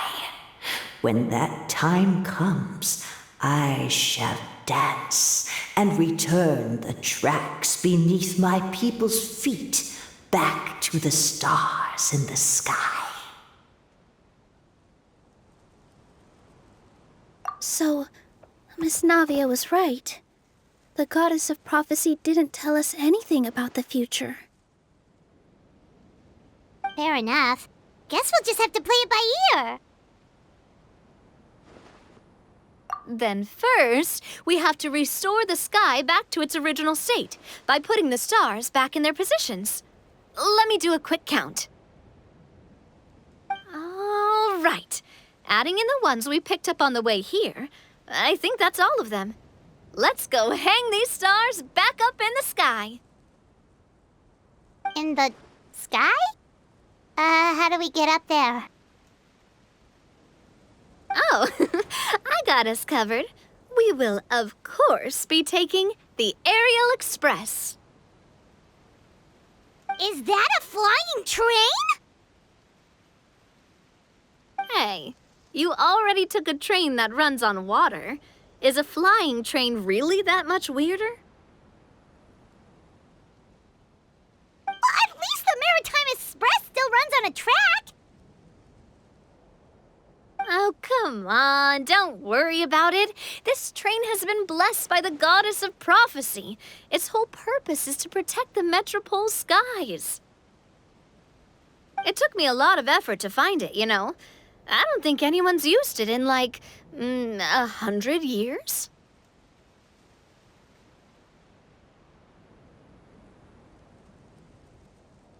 100 years? Are you sure it's safe? Let's not forget that the goddess of prophecy's magic has been going haywire recently. Well, it's not like we have any other options. Unless you want to do the honors, Paimon. Fancy flying up there on your own? No, thank you. It's way too high up. Oh, wait, Nilu. You've got a feel for how magic works here. Can you do your thing and sense if this train is the real deal? I can try. Yes, I can sense traces of magic, but it's different from the kind I felt in the forest, so I don't know. Okay, fine. Guess there's only one way to find out. That's the spirit.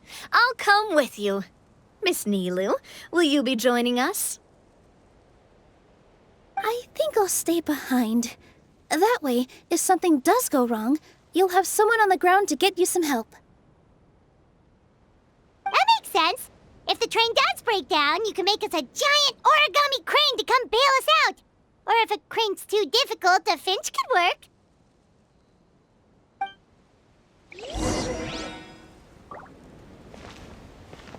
Best of luck! A finch, huh? I think I know how to fold one of those.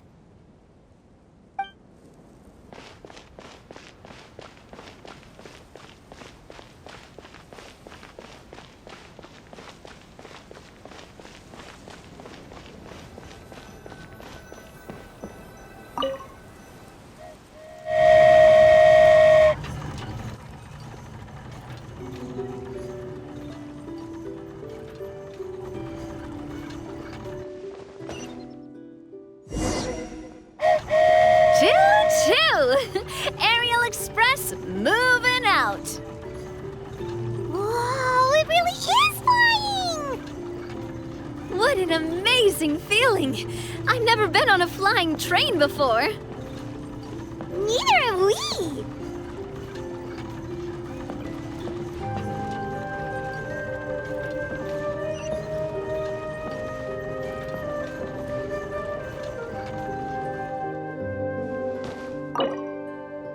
That should do it.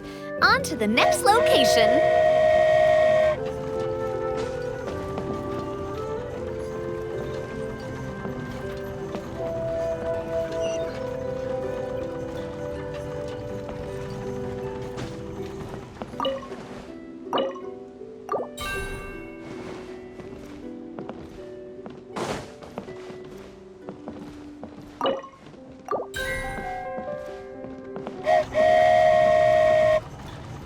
We are so high up.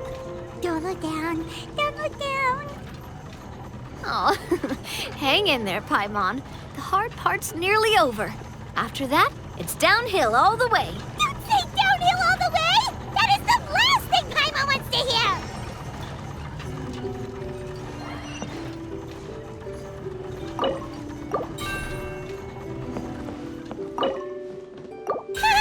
We're finally done. Okay, let's get back down while this train is still working.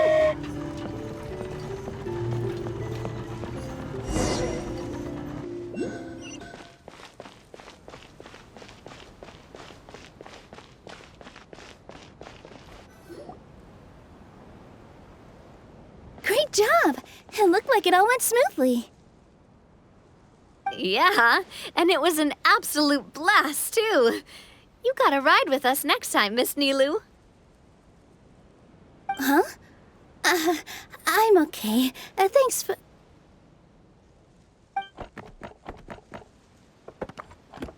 Halt! What do you think you're doing? Get out of my way! What's going on?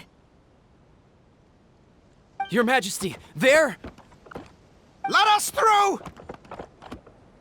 Stay back! It's okay. Let them through.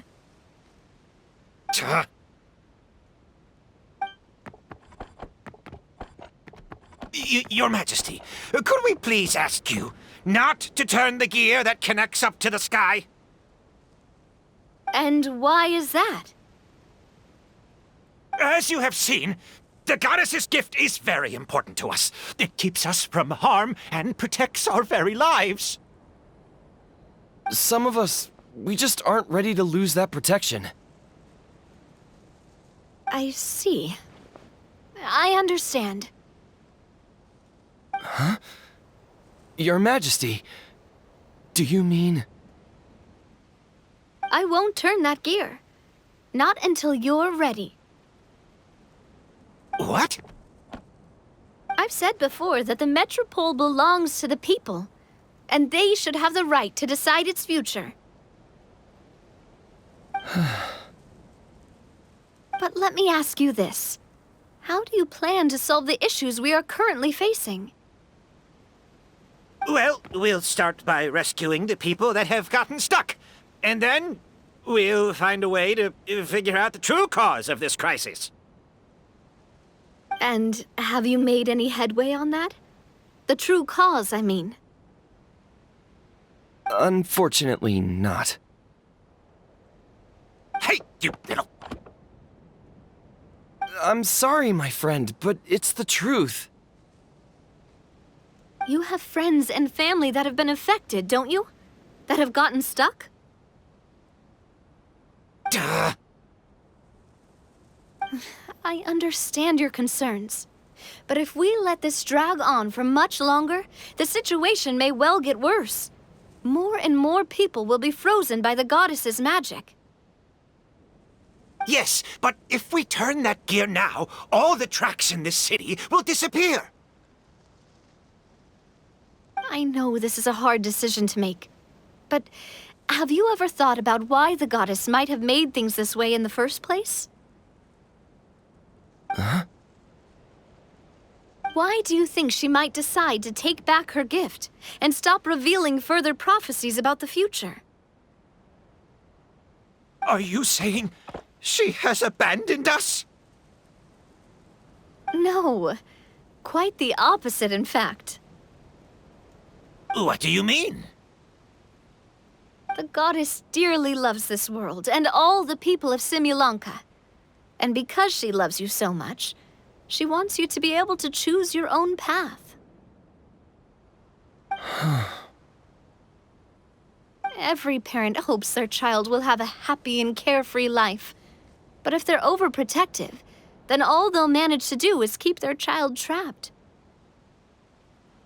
If a mother bird lets her baby ride on her wings for too long, her child will never learn how to fly. Perhaps the goddess of prophecy has always known that one day she'll have to let go. Children can only become independent if they're allowed to form their own opinions, make their own decisions, and deal with the consequences on their own. Only then will they be able to continue their journey alone, even after their parents are gone.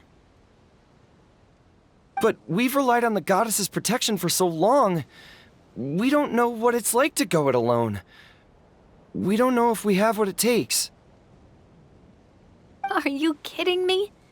I think you've proven yourselves more than capable of that. What do you mean? You made a call in a time of crisis, and you've come all this way to talk to me. Even the guards couldn't stop you. That must have taken a lot of courage. But we only did it because we were scared. Why you set out on the journey doesn't matter. What matters is that you've proven you can choose your own path.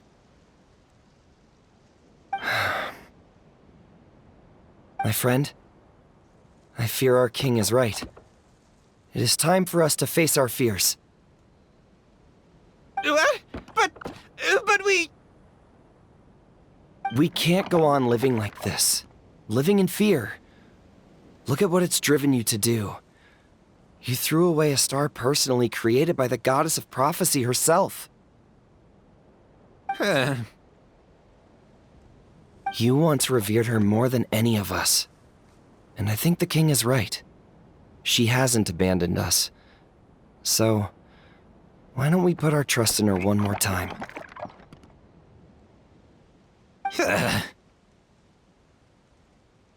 I don't care anymore. Do what you want.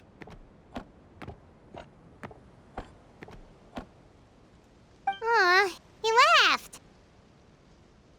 I'm sorry about my friend. That's just how he is.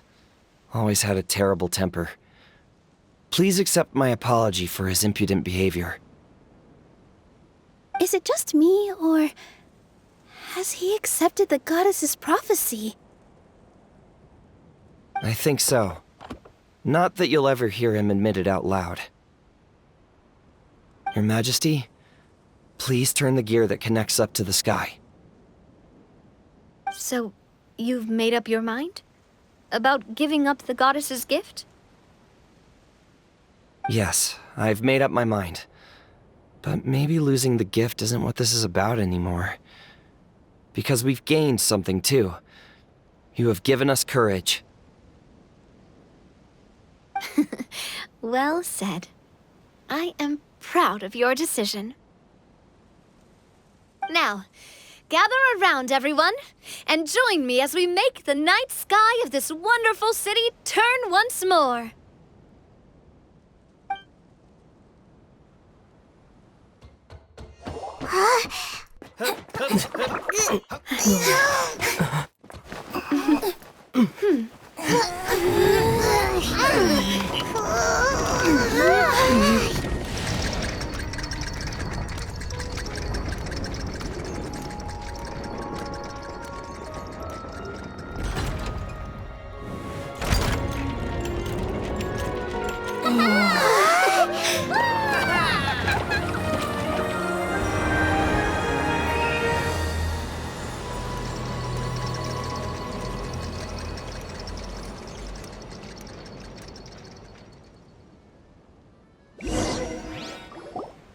So the stars hanging in the sky, they're music notes! This entire metropole is a huge music box! That's incredible!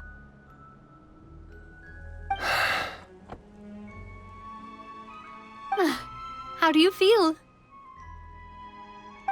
A little scared and uncertain. But for some reason, I feel a lot more at ease. It's as if some kind of huge weight has been lifted from my shoulders. Figured out any next steps? To be honest, not really. But maybe I can start by having a heart-to-heart with that stubborn friend of mine. I have an idea. If you don't know what to do, why don't you start by helping the people around you? You mean the people who got stuck because of the goddess's magic? I mean anyone and everyone who needs your help. By helping others, you'll eventually find your own path. Trust me, I have experience in this. What kind of experience, Your Majesty? Yes. We'll need a formal organization with a catchy name before we go out and start helping people. Why don't we call it the Spina di Rosula?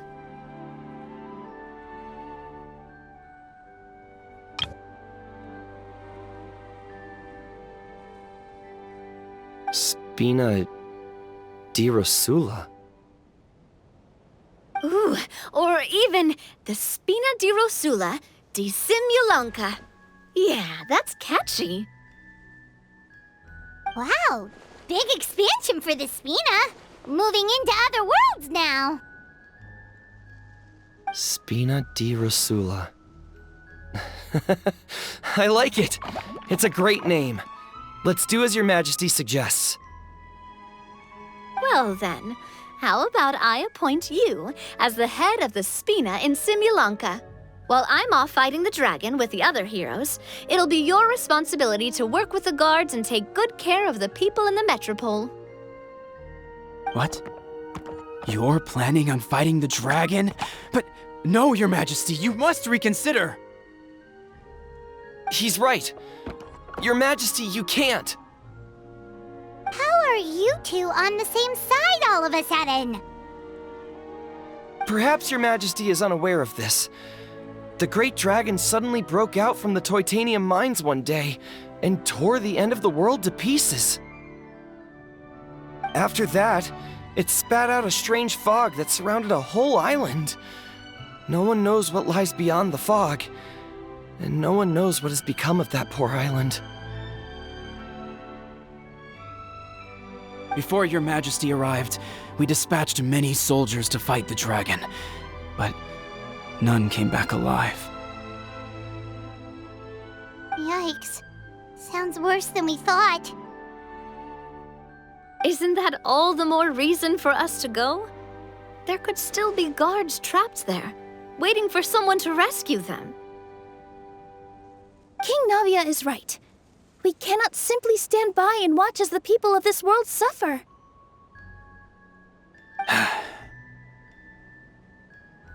Very well. Though I have not served by your side for very long, Your Majesty. 2 days is enough for me to have learned that once your mind is set, any attempts to change it are futile. You're a pretty good judge of character. He probably didn't mean that as a compliment. Since you're serious about this, I won't try and stop you. There's only one way to reach the end of the world, and that's by taking the Maritime Express. Oh, right! So there's a line going there too? Yes, it was originally built to serve the workers commuting to the Titanium mines, but it has been abandoned since the dragon attack. I'll tell the conductor to wait for you at the platform by the side gate to the Metropole first thing tomorrow morning. You're embarking on an extremely dangerous adventure. Please be careful, Your Majesty and friends. Oh, thank you for your concern. While I'm gone, I leave the Metropole in your capable hands. Yes, Your Majesty! Just call me boss from now on. That's what everyone in the Spina calls me, and it's what I'm used to.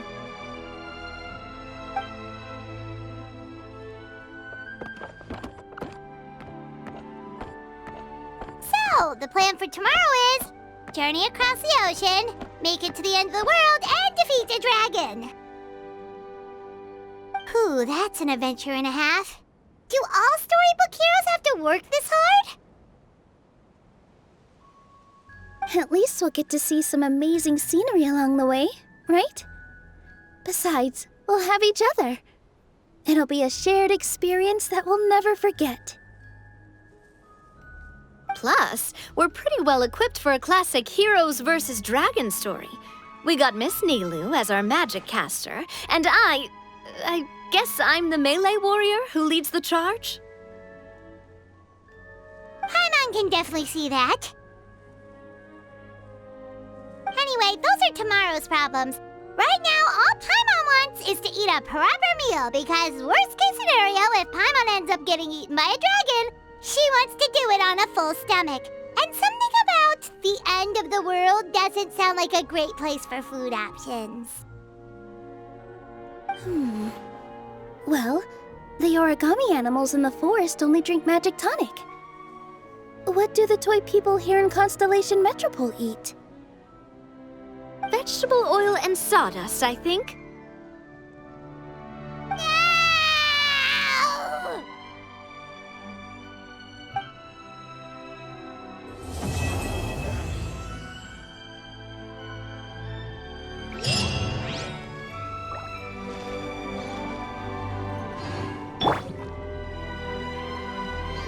This way, Miss Nilu. After you.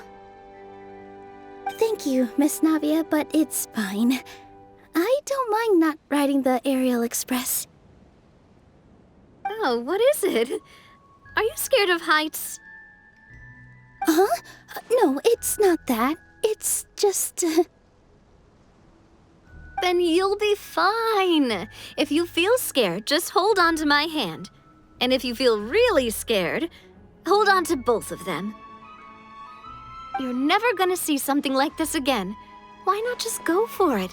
Live in the moment, have some fun! Yeah, you're right. Big circle and exhale. All right, I'm ready. Let's go. The time has come to slay the dragon. How are you feeling? Nervous? Paimon's curious to see what this end of the world place is like. Come on, let's go meet the others at the station.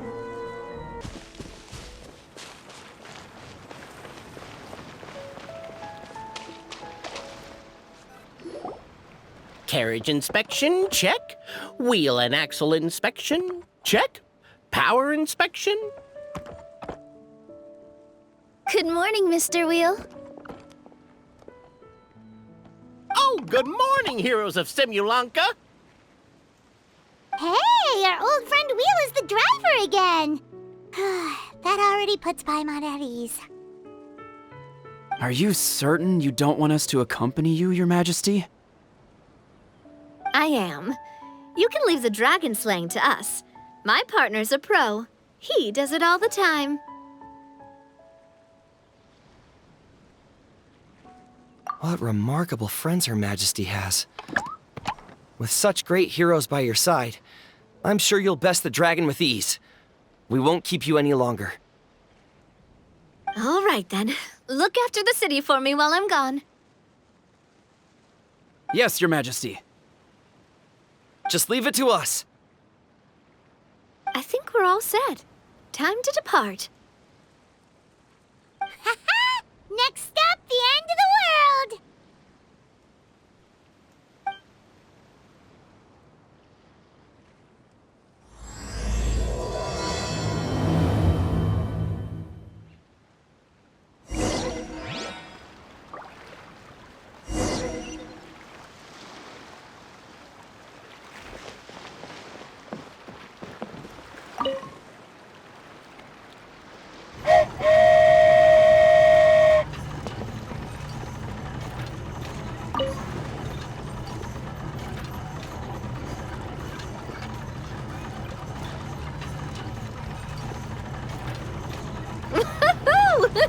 So this is what it feels like to ride a toy train. Ooh, you're really easy to please, Navia.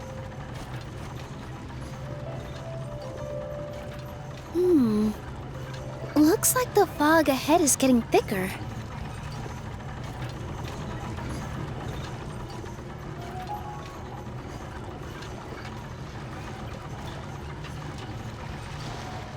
Attention, passengers. We've arrived at the transfer point. All change, please, all change. So we've got to switch trains, right? Huh? What's that? It looks like Haley Churls, they've taken over that platform! Huh? What do we do? Just find somewhere to hide, Mr. Wheel. We'll take care of them.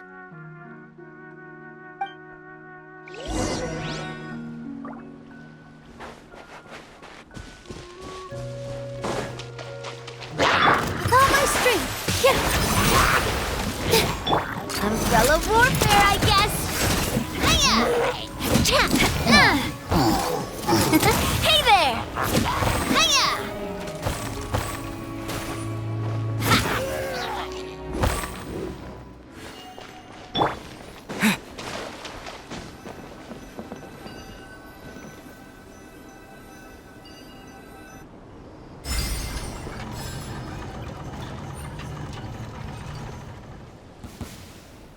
Yeah. Positions!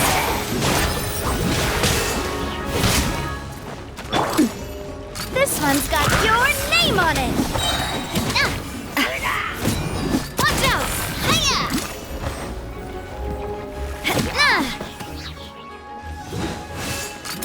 Hey there!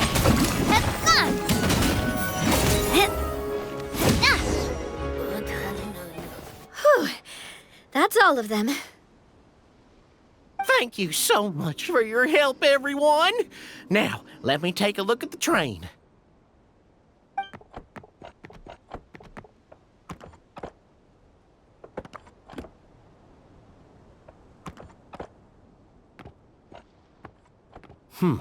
The carriage is a little scratched up, but there doesn't seem to be any real damage. And the engine's still operating normally, so I think we're good to go. Wonderful. Let's keep going then.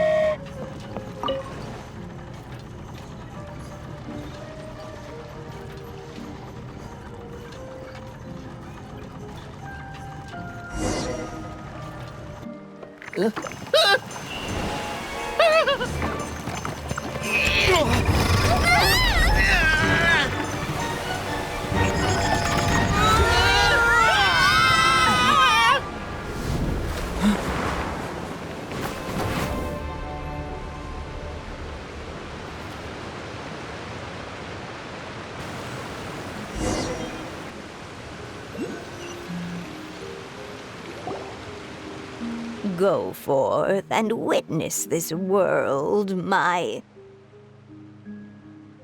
Make sure to be nice to everyone. I leave it to you.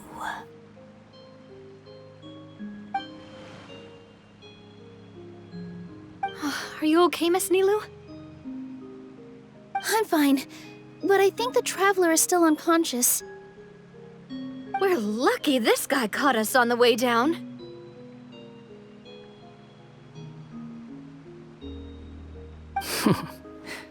Passed out from a little fall, did ya? How fragile.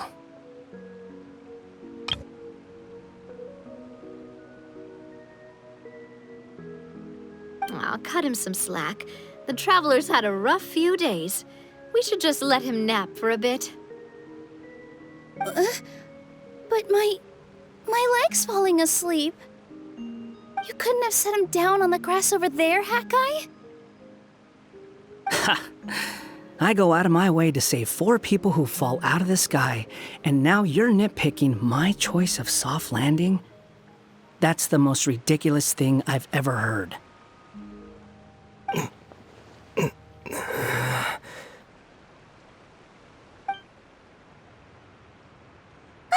He's awake! Morning, sunshine. You were having a nice little dream there, weren't you? Not gonna lie, it was kind of adorable.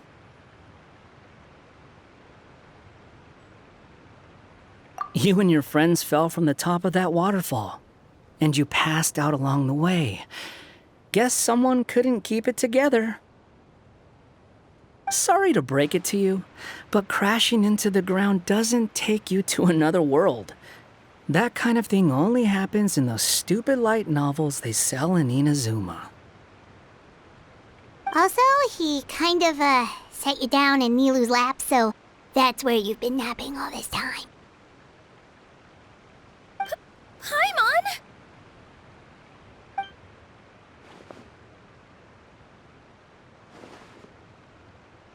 Oh, no. It's all right. I'm just glad you're okay. You didn't hit your head, did you? Is the dizziness gone?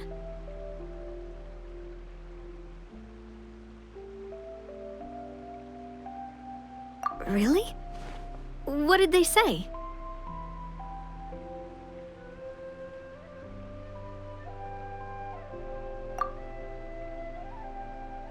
The fog you see around here can have a hallucinatory effect. Apparently, it's the work of that dragon. Maybe you inhaled some while you were freaking out on your way down. Traveler, Nilu, do you know this hat guy person? Oh yeah, he's a student at the academia. We met during the last Inter-Darshan Championship. He was representing the Vahumana Darshan. Well then, hello there, friend. I'm Navia, the president of Spina di Rosula. It's very nice to meet you. So, should I just call you Hat Guy as well?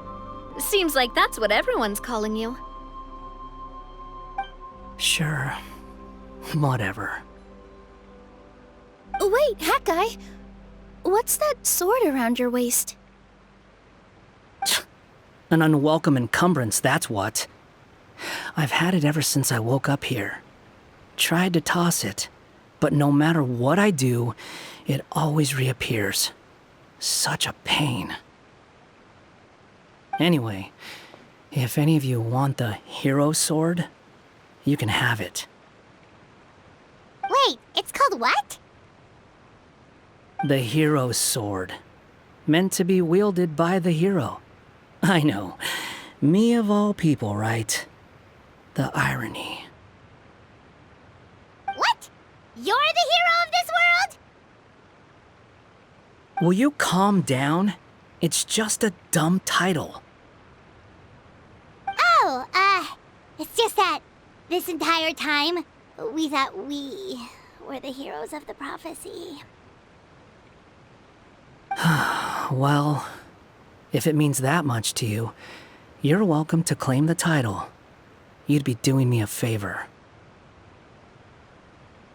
That's not the point! The real question is, if you're the hero, then where the heck have you been all this time? Looking for a way out. I heard there's a boat in this area that can bring you to another world. So I came to investigate. But look at the state of things around here. The lighthouse collapsed. The boat won't budge. I say we try to find a different way out. Huh. Paimon's guessing a voice told you what you were supposed to do here. That's what happened with Navia and Nilu, at least. You expect me to take orders from some disembodied voice? Hey, wait, where are you going? To find the so-called source of this world's misfortune. The dragon responsible for this whole mess. Wait, we came here to fight the dragon as well. Why don't we go together? Grab that dragon scale over there before you leave. It'll come in handy later. A dragon scale? Where? How did you know about it? What's it for? And... Have you ever considered keeping your questions to yourself? Because if you actually expect me to answer them all, we'll be here until the next Interdarshan Championship. You little... Paimon thought you might have learned some manners by now, but clearly not!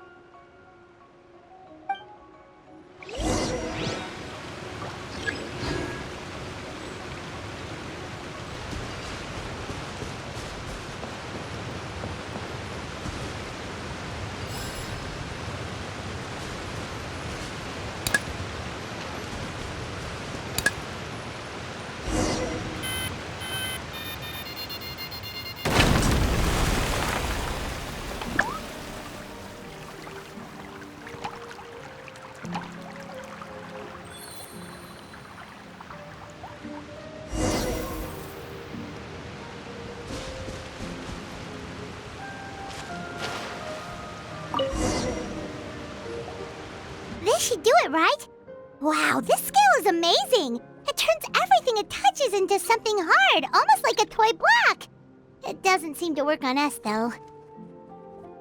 It spews out poison and transmutes everything it touches. Huh. No wonder they call it the evil dragon. Your Majesty! Madam Fairy, brave hero!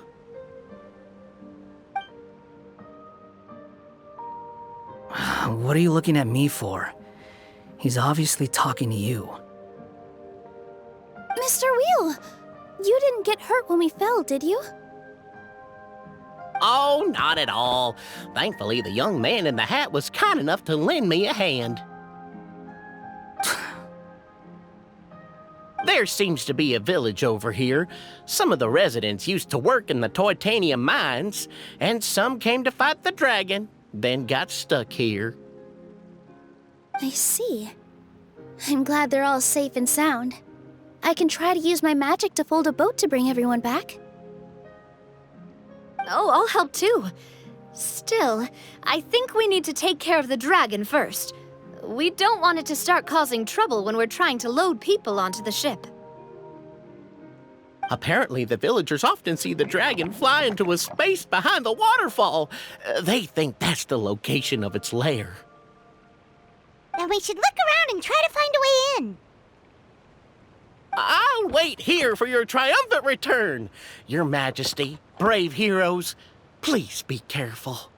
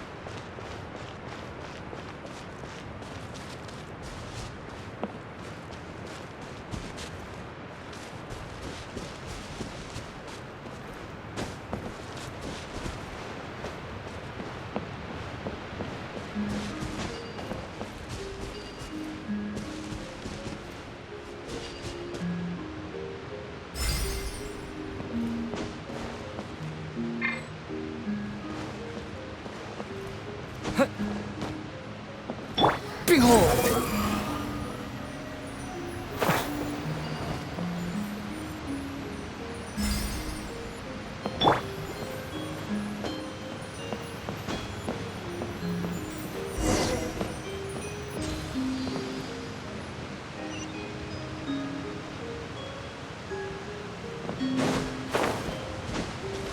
Squall and Fury!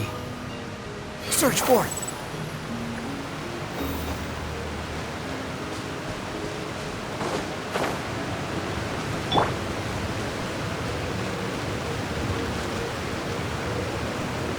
Well, we made it!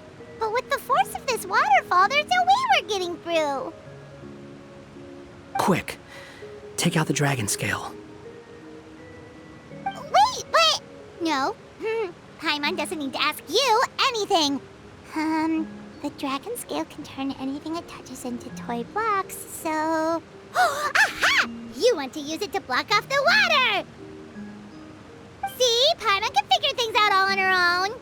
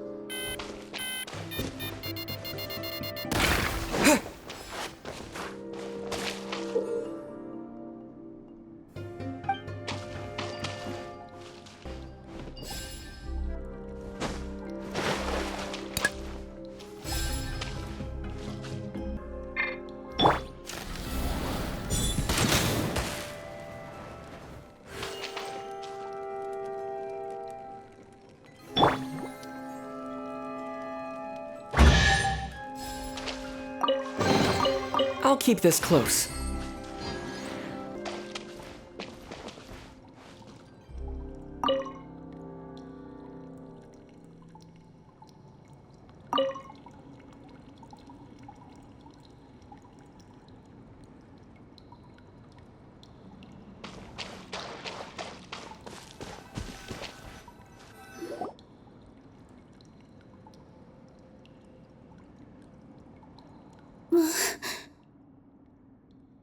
What's wrong, Milu?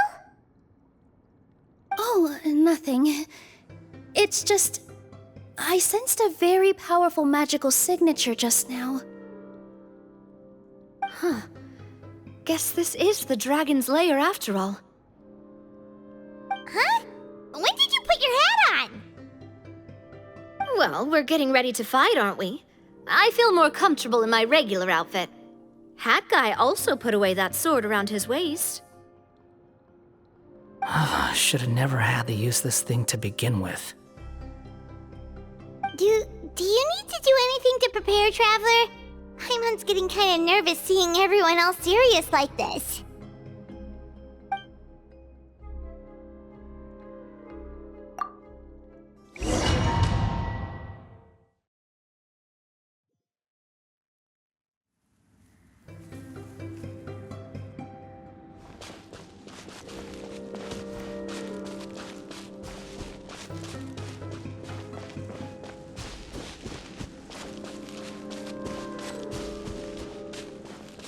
Oh, looks like we're not the first ones to make it in here.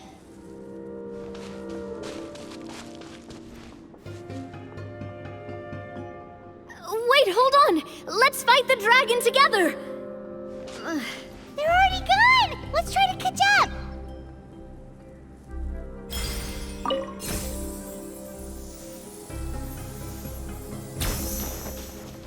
Ooh, what's that sound? Is it an earthquake? Where'd they go?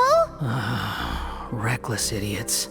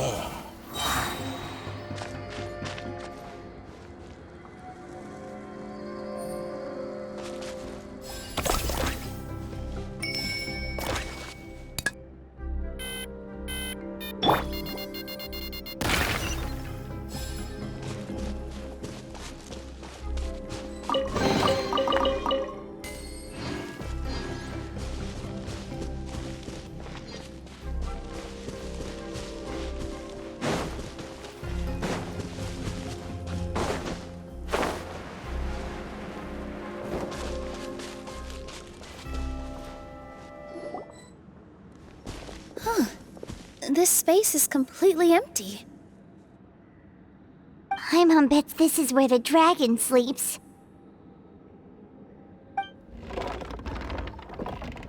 Watch out in front! It's coming!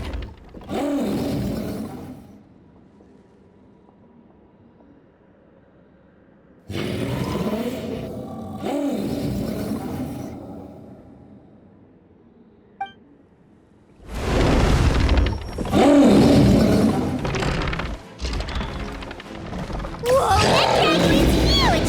And it just attacked us without warning!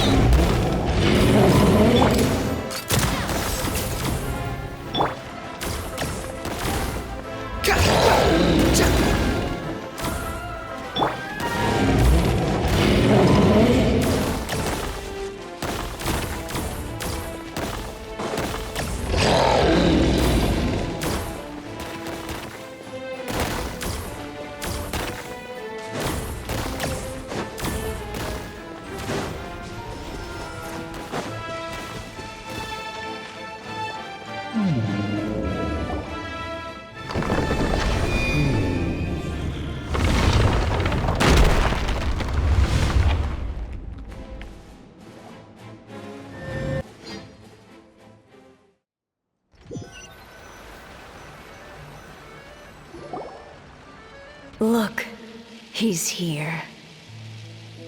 Ah, another new soul has joined this world. But are you sure his fate will be as you described? Of course. My predictions are never wrong.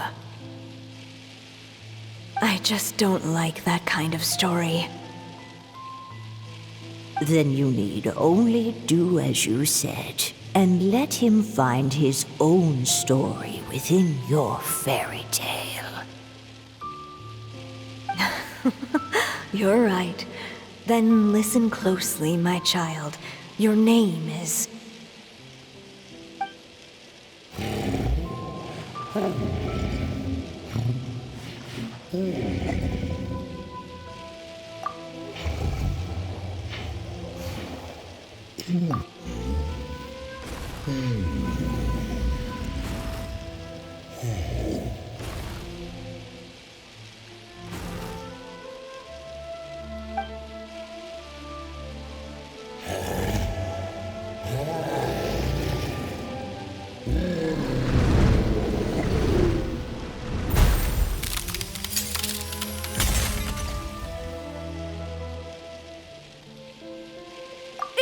It's the dragon! The dragon that destroyed the titanium mines!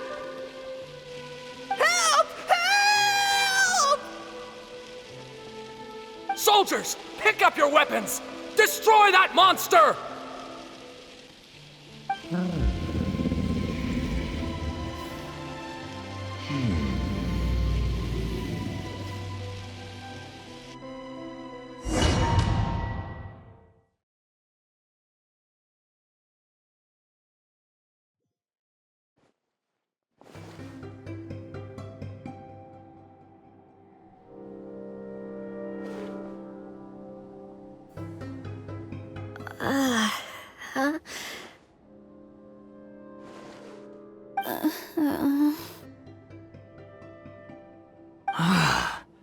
How many times am I going to have to save you?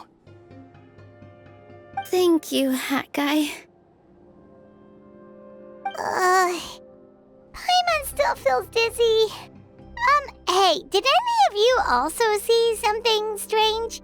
It was like we were witnessing... The dragon's memories. Sounds like we all saw the same thing just now. Well, we definitely saw a different side to the story. Watching it all unfold, Paimon couldn't help but feel bad for the dragon. This world might be a lot more complicated than we thought. The next time we encounter the dragon, how about we try talking to him instead of fighting?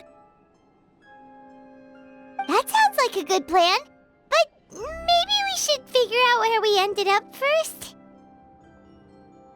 Huh. If the world above is a fairy tale realm, then maybe we've fallen into the next page of the book. Just keep walking and don't fall behind. Hey, wait for us!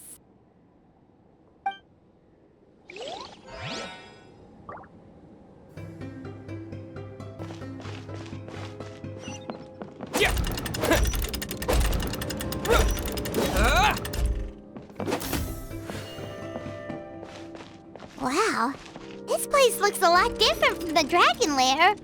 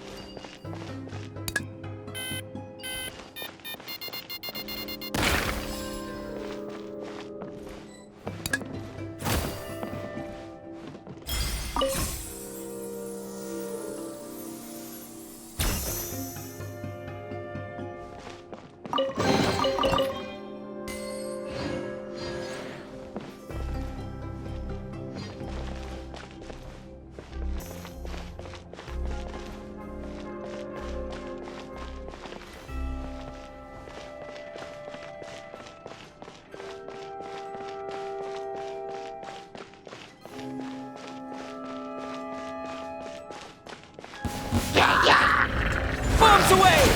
Positions! Cry louder!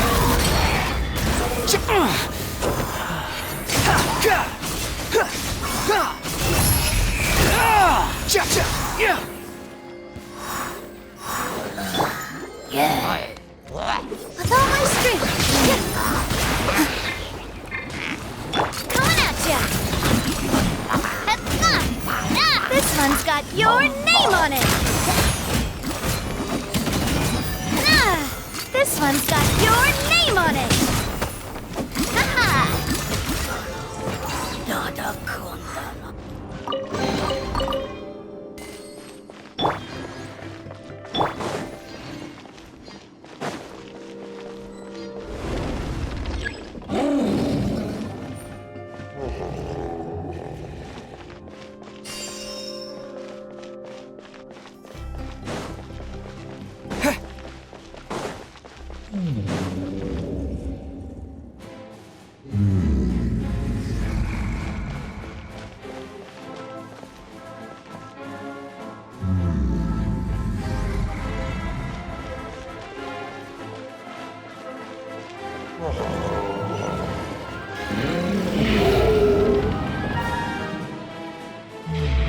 He seems angry.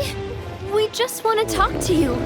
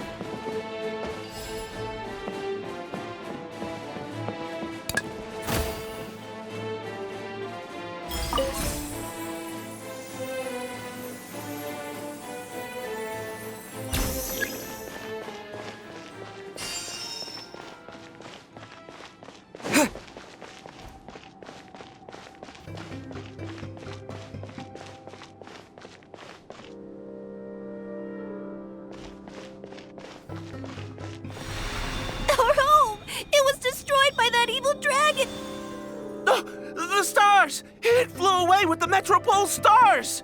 Oh no! We didn't get eaten by the dragon? The dragon just dropped us off here? That guy! You're getting too far away! Ah. He's just up ahead. Is he trying to lure us somewhere? Well, I'd say we were the ones who backed him into a corner. But we just want to ask him a few questions about his past. He's had year after year of people coming here to try to take his head. If you ask me, his reaction is perfectly normal. Maybe there's still something we can do to calm him down? I wouldn't count on it. Maybe his earlier attacks were just a warning, but now he's actually getting serious. Prepare for a final battle. Sometimes, it takes a little force for someone to finally wake up.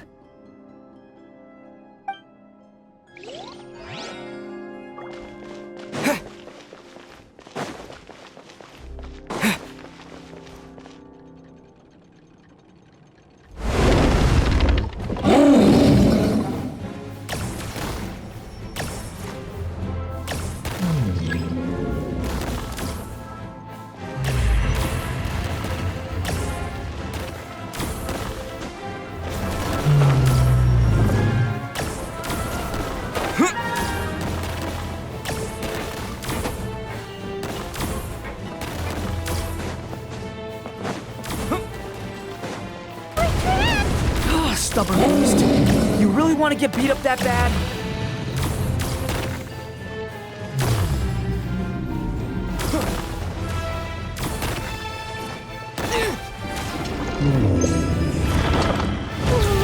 Its mouth is huge! Are we really gonna have to throw a bomb in its mouth?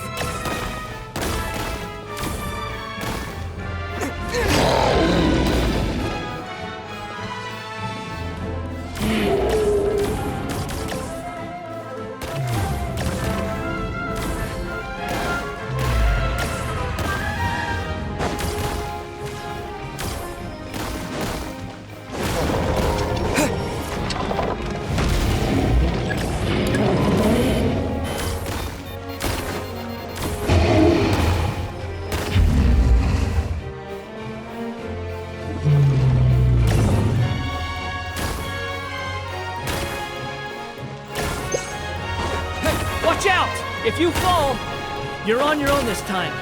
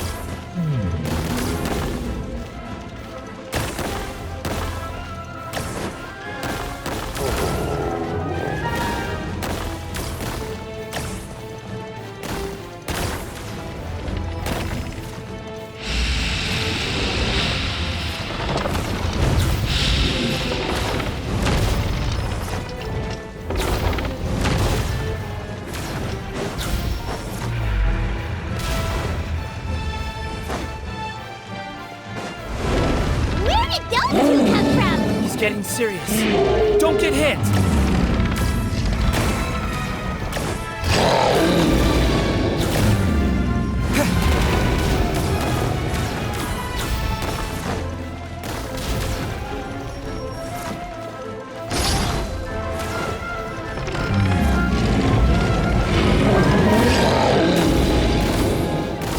There's a bomb over there! Just like before! Throw the bomb right into its mouth!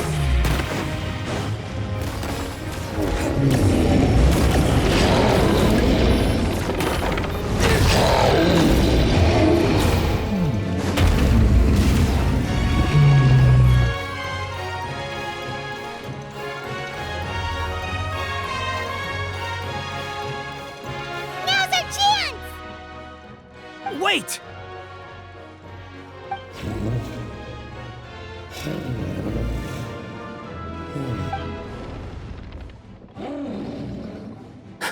Huh?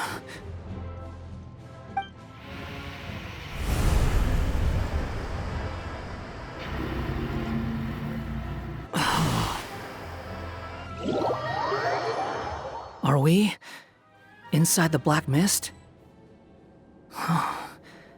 I see something up ahead.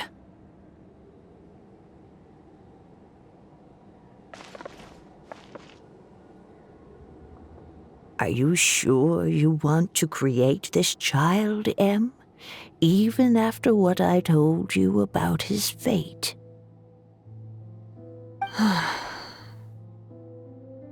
He will be abandoned by his creator, and eventually... I know, Bee. You've told me already. That sad story with the disappointing ending. It's what happened in the real world, isn't it? But that's exactly why I want to change things. In a different world, his story can have a happier ending. That child, his heart is so full of love. I understand, Anya, but know that if you give him that name, his fate in Simulanka is destined to parallel that of his real-world namesake. But there's still a chance, right? Maybe it's a shot in the dark, but I have to try. He deserves a better life. Although, he might need the help of others when the time comes. All right, my dear. The choice is yours. Since you're so persistent, let me tell you a secret. More boring fate talk.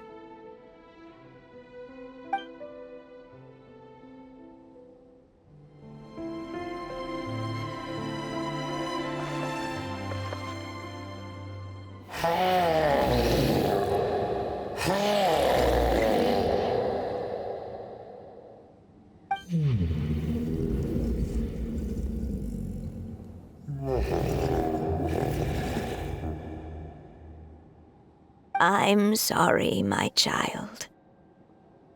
Unlike my friends, I don't have a long time to live. All said and done, the story of my life will be shorter than the fairy tales in this book. So I will have to leave your side, I'm afraid.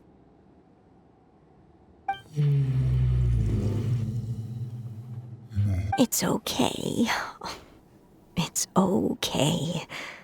Once I'm gone, I will become a star in Simulanka and watch over you from above. If you ever feel lonely, just look up towards the sky.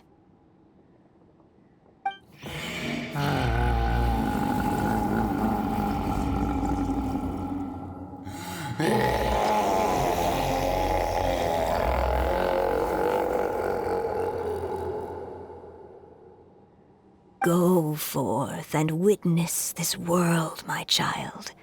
Make sure to be nice to everyone. You'll meet good friends one day. I'm sure of it. That is my wish for your future. As for this world, I leave it to you.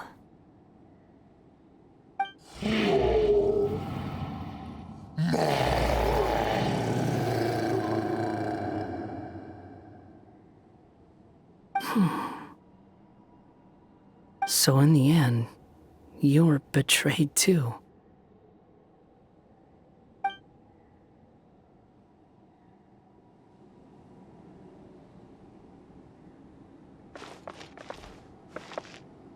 Hey, Mr. Dragon! He brought you some food. You must be hungry.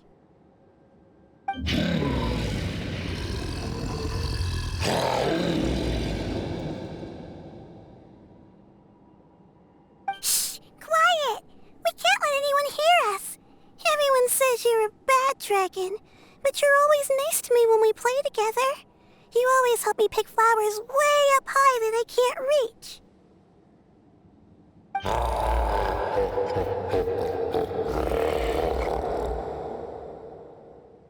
It's okay. Just keep hiding here, and tomorrow I'll...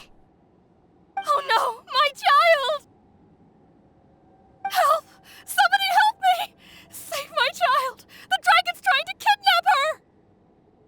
No, Mom! It's not like that! Listen to me!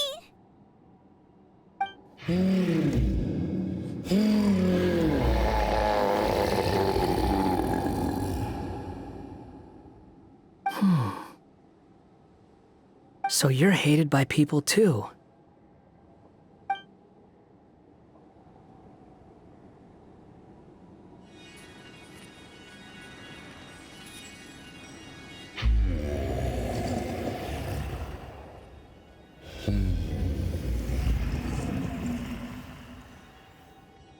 So that's it. That's really your wish? To never have been born at all? That's not a fate you should wish for.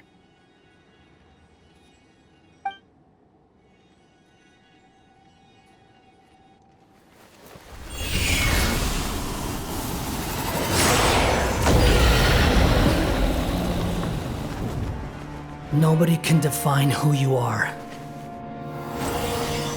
or deny the true feelings of your heart. Now remember your name. Durin.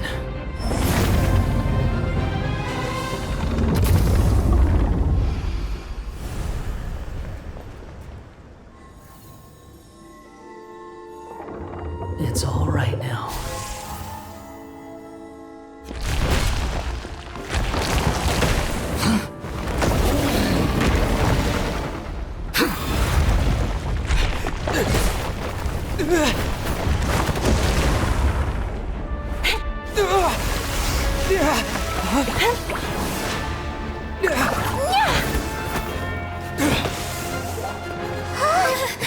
Watch out!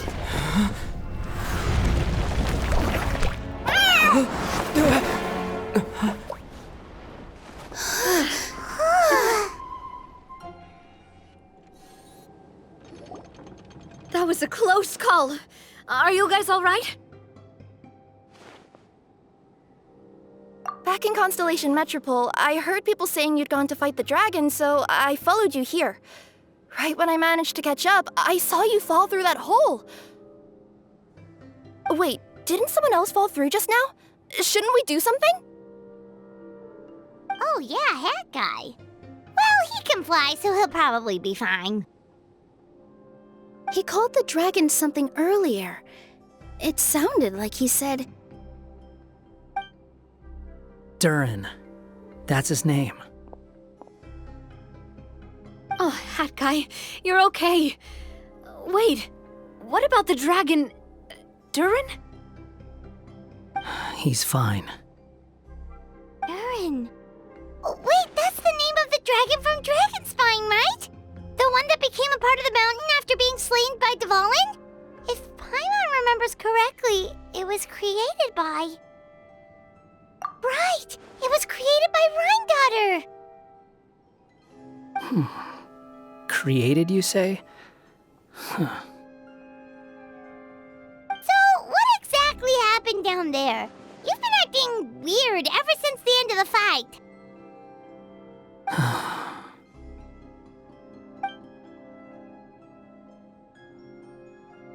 So that's the truth about Simulanka's evil dragon.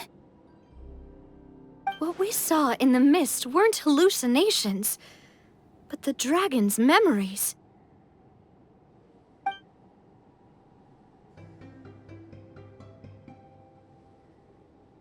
Huh. I thought it was strange. The people around the Broken Sea are clearly stranded, but I never heard any stories about the dragon attacking the village. The people we met along the way are probably workers from the Toitanium mines, or guards who came here to claim the dragon's head. Durin probably allowed them to live here because there was nowhere else for them to go.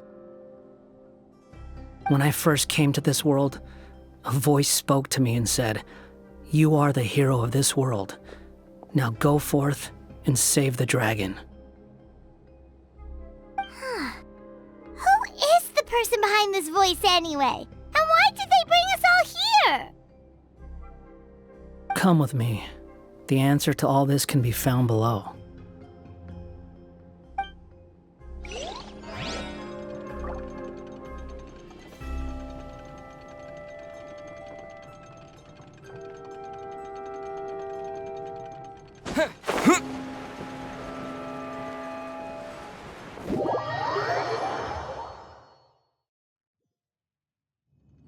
Is this a study?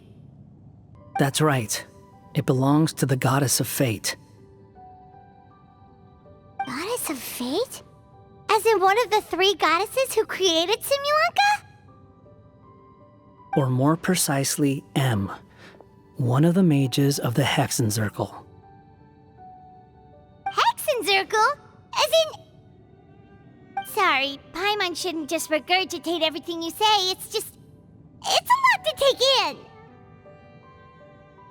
She created the story of Durin. Well, the Simulanka version at least. These records should cover most of what you want to know, including the identities of the other 2 goddesses. Read them for yourselves.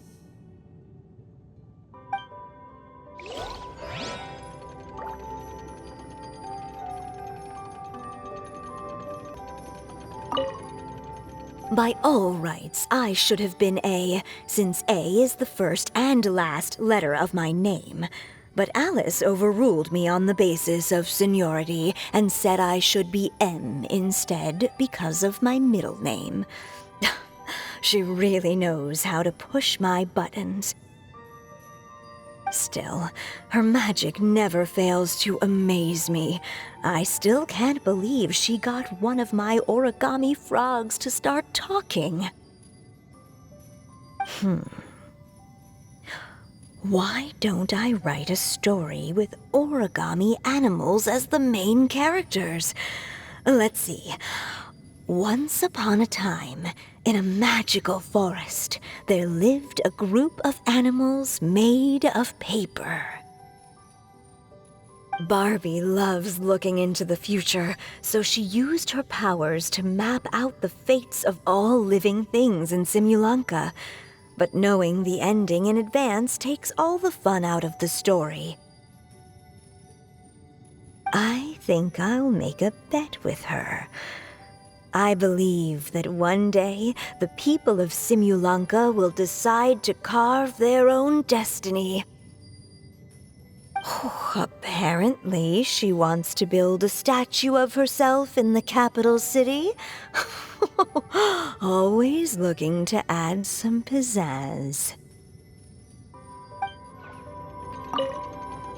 My dear sisters, I fear my pen shall soon run dry.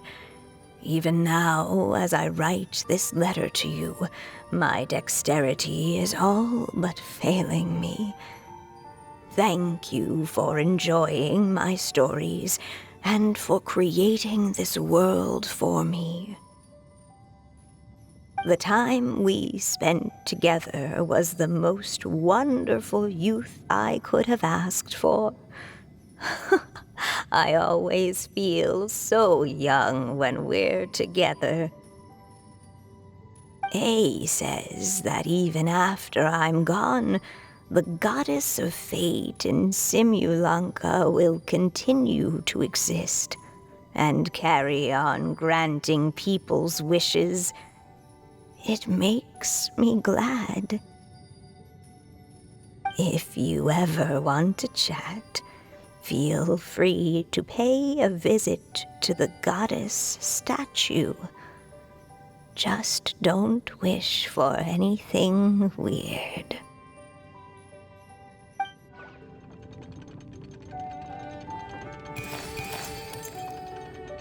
It's Simulanka Durin. And he's looking up at something. A star. This must have been after M passed away. This looks like a mine. Maybe the Titanium miners dug too deep? So deep that they dug right through to the world on the next page. Yeah. Now that you mention it, this miner's lamp looks really similar to the star on the previous page. The Forest of Blessings. This book has been recording Simulanka's history all along. Look at the size of those footprints. If that's every time he lands, then no wonder people are so terrified of him. So that's why you took the stars. Because you missed your mom.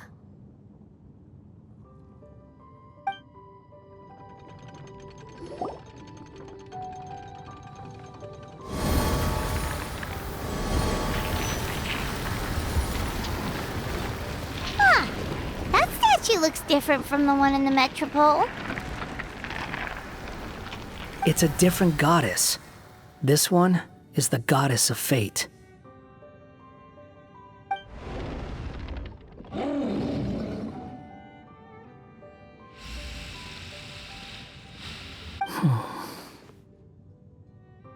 It's all right now, Durin. Nobody here wants to hurt you. Don't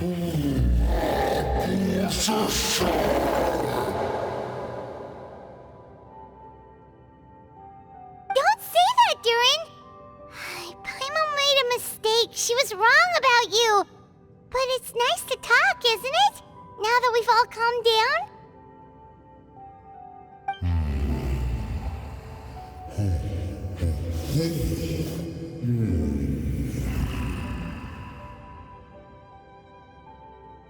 So that's why you made that wish? So stupid.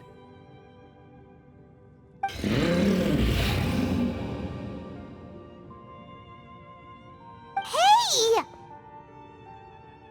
Anyone with eyes can see that all you want to do is get along with everyone.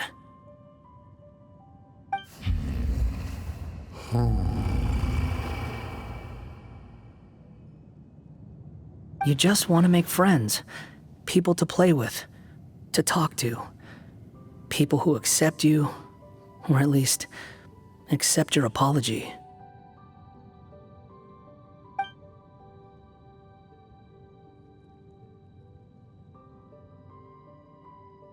Oh, you never hurt anyone.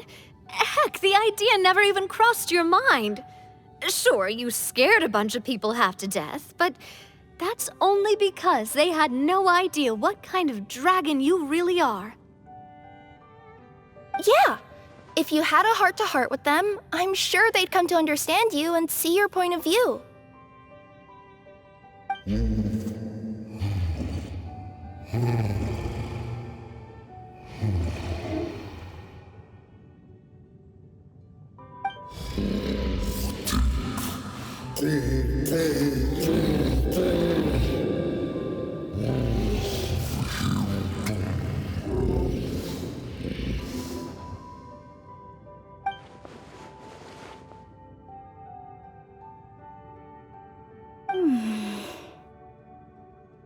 The curse. Huh? Nilu? Is it your true wish to live side by side with the people of Simulanka?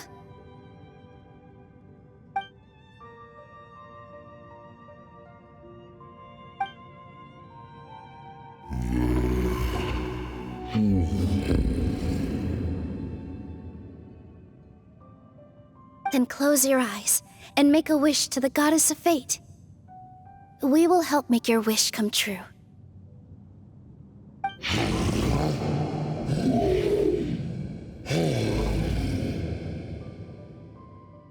Just trust me.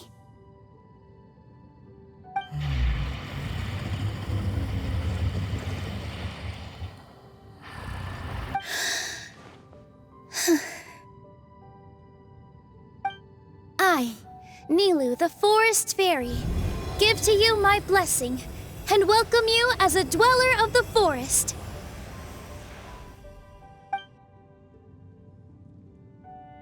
May everyone accept you as one of our own, and may the Forest of Blessings be a place you can call home. I, Navia, King of Constellation Metropole, give you my blessing. I grant you citizenship to my kingdom. Oh, me too! As the, Nekomata in Boots of this world, I give you my blessing too.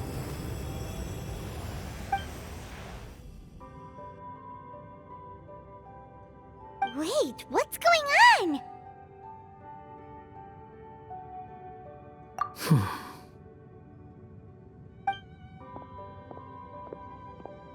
I, the hero of this world, give you my blessing. I recognize you as a resident of Simulanka. May you find acceptance in this world.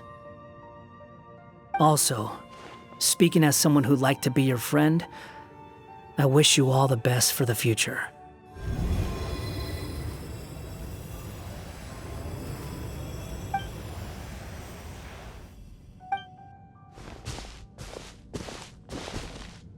I, a traveler who has traversed many worlds, give to you my blessing. May you find friendship and goodwill, no matter where you go.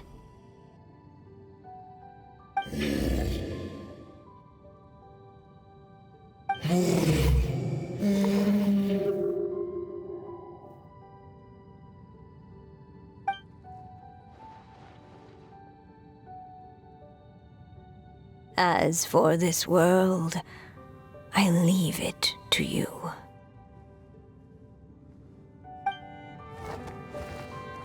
Huh? What? Why are you all staring at me?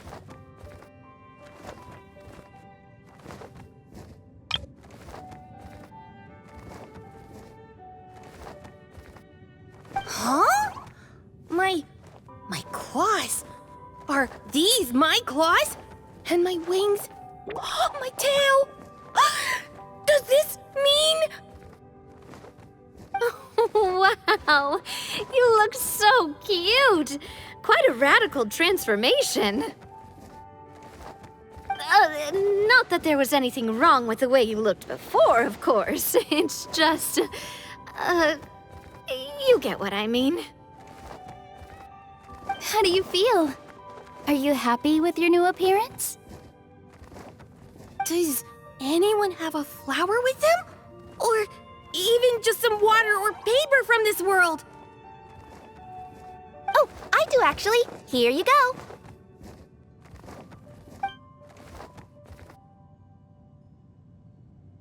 They're not changing.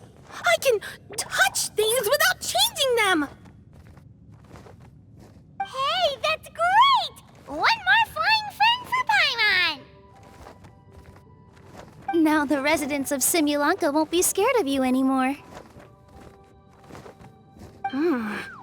But what about all the things that I did before? That's simple. Just go out there and atone. You could fill in the footprints you left on the ground, or help the people around the broken sea get home.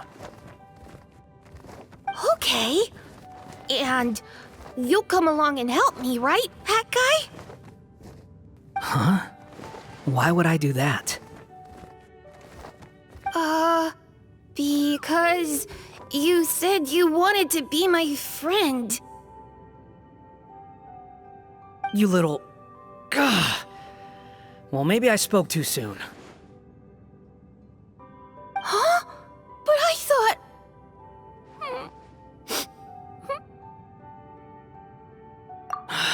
All right, fine. I'll go with you. Really? Yes, really. Lying to you would be no fun anyway. Oh, thank you! You're the first friend to call me by my name!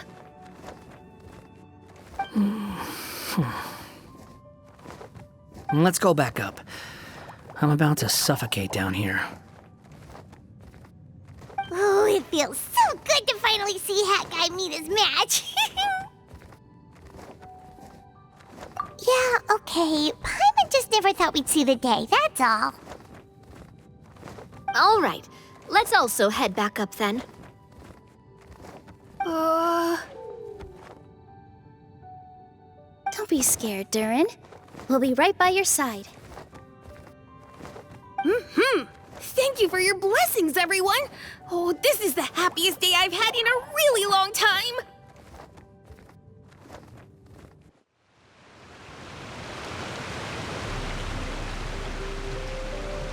Ta-da! Surprise, everyone! Ah! A talking street lamp! Street lamp? Oh my! You mean you still don't remember me after all the times we've spoken? I know that voice! It's Mom's friend!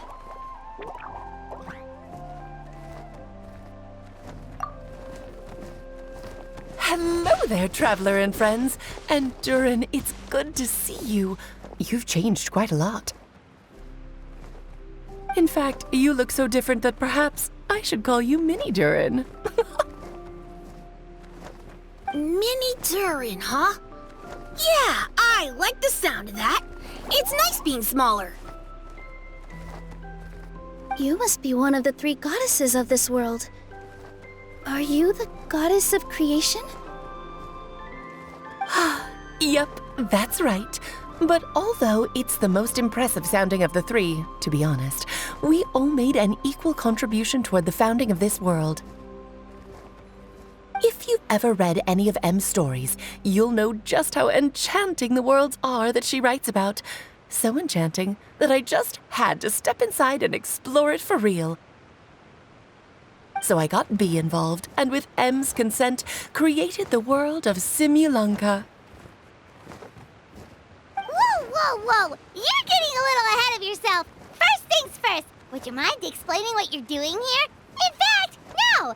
What are we even doing here? Don't worry, all will be revealed. After everything you accomplished on your journey, you're free to ask me anything you want. Let's start with your first question then. I'm here because I sensed a great magic power emanating from the book just now, and I couldn't resist the urge to peek inside and check it out. That must have been when we all gave Mini Durin our blessings, right? Yes, exactly.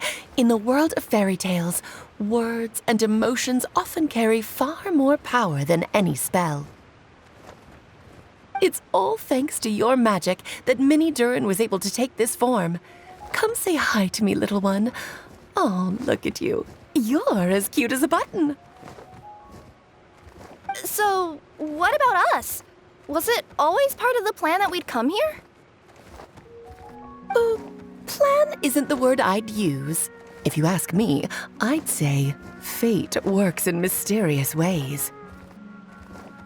When Durin of Simulunka made his wish to the goddess of fate, it just so happened that in a world far away, all of you wonderful people were holding a copy of M's fairy tale at that exact moment. And because of your noble and kind souls, you were selected by the goddess of fate to come and save this world.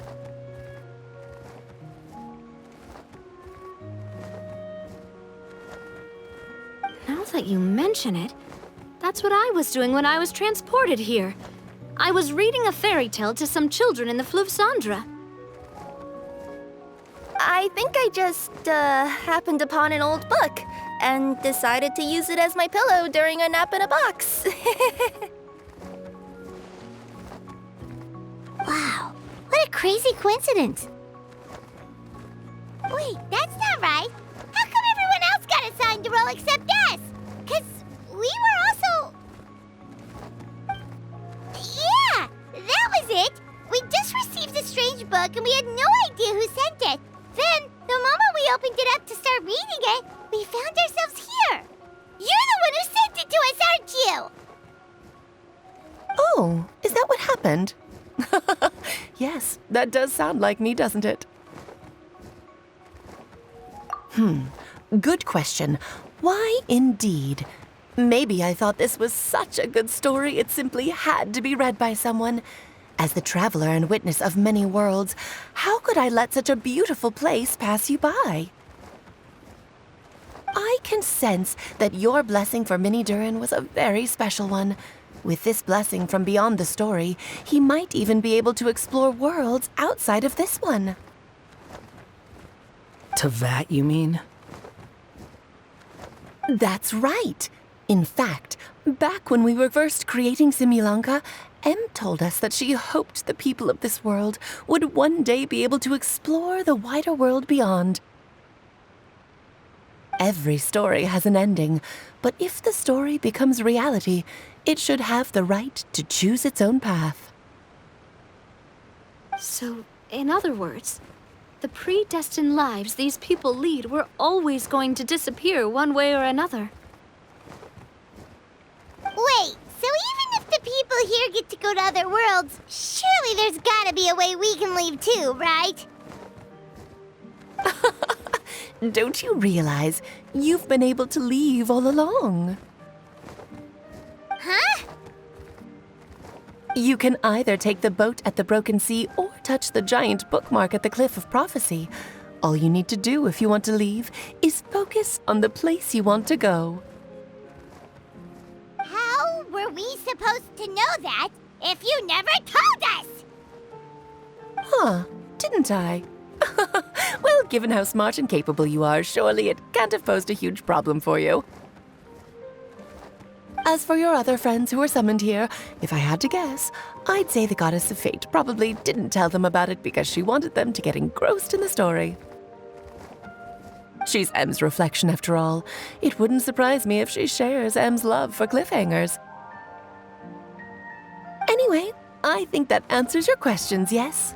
What do you all plan to do next? I'm gonna go say sorry to the people of this world. After that, I want to start protecting Simulanka, just like Mom told me to. Now we know how easy it is to get back home. Paimon's suddenly not in such a hurry to leave. Same here. It's not every day that you get to come to such a magical world. I, for one, plan to explore it a little longer. I'm glad to hear it. Maybe I should invite some other friends to join you too. By the way, Mini Durin, I'm delighted to see you've made some new friends. I'm sure Em would be very proud of you. Now, before I depart, please let me give you a blessing as well. May your future be as rich and colorful as the stories Em used to tell. She's gone. Guess this is where the hero's journey comes to an end, huh? But it's also where a new journey begins. The adventures of Mini Durin and friends. Huh? An adventure for me? You bet. For starters, I'd love to introduce you to my other friends in the forest. Even though there have been some misunderstandings in the past, I'm sure they'll welcome the new you with open arms. Huh? Stop looking at me. I already said I'll come with you.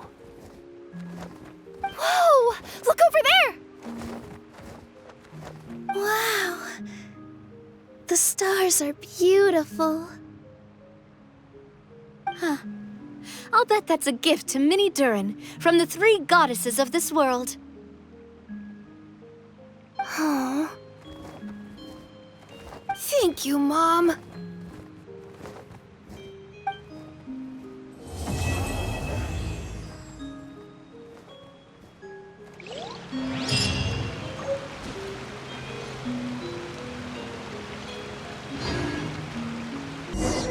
It's been a while since our last adventure. Oh, Paimon wonders how Mini Durin is getting along in Simulanka. Let's go to the Forest of Blessings and take a look.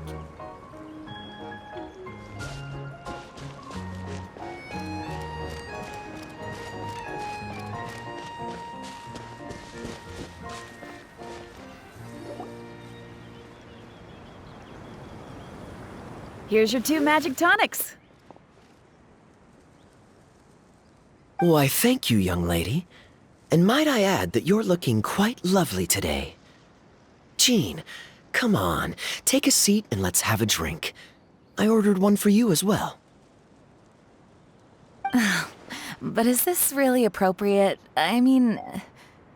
Still worried about Klee? Relax. Albedo's with her. She'll be fine.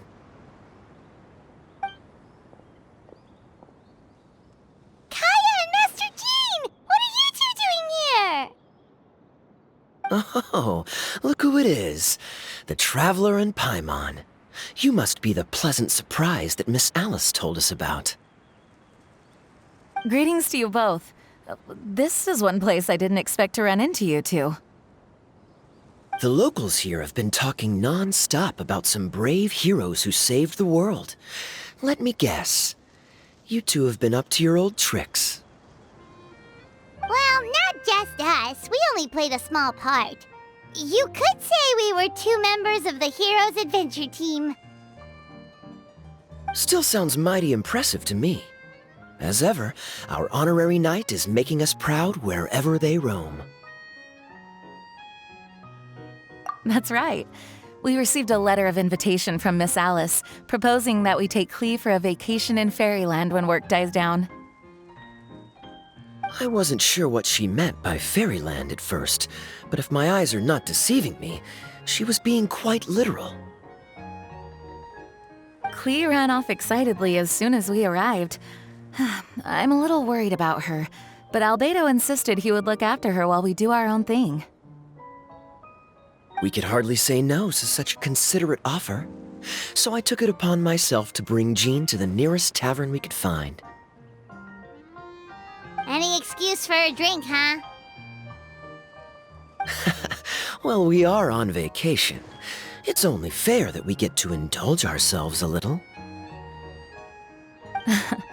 You're right. I should make an effort to relax and unwind. It's what Miss Alice would want, after all. Oh, wait, Kaya? What exactly did you order from the bar? The house special, of course. Best way to get a taste of the local culture.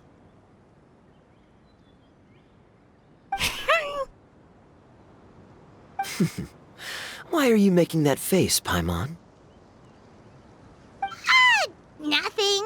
I'm just perpetually amused by your lifestyle, that's all. Go on, drink up. Something tells me I need to tread carefully here.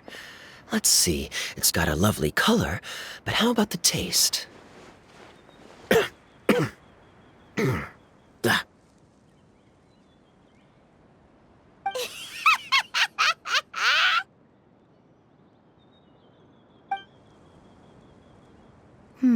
I think maybe I'll pass. But it's such a shame to waste it. All right, Paimon. Well played. Well, Paimon got burned too, if it's any consolation. It's nothing personal. Oh, by the way, we weren't the only ones who got invited here.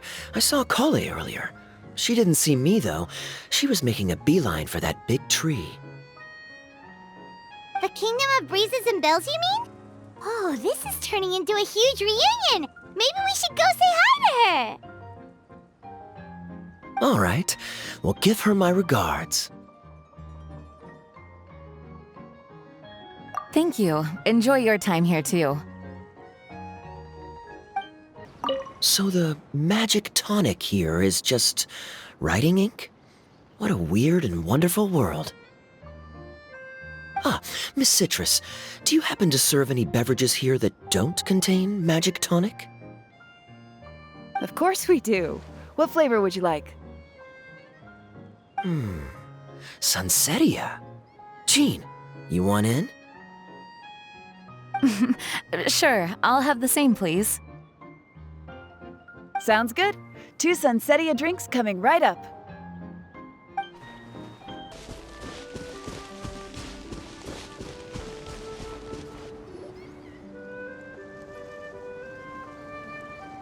The structure of the tree houses here is nothing short of amazing. I have to write it down so I can tell Master Tighnari all about it later.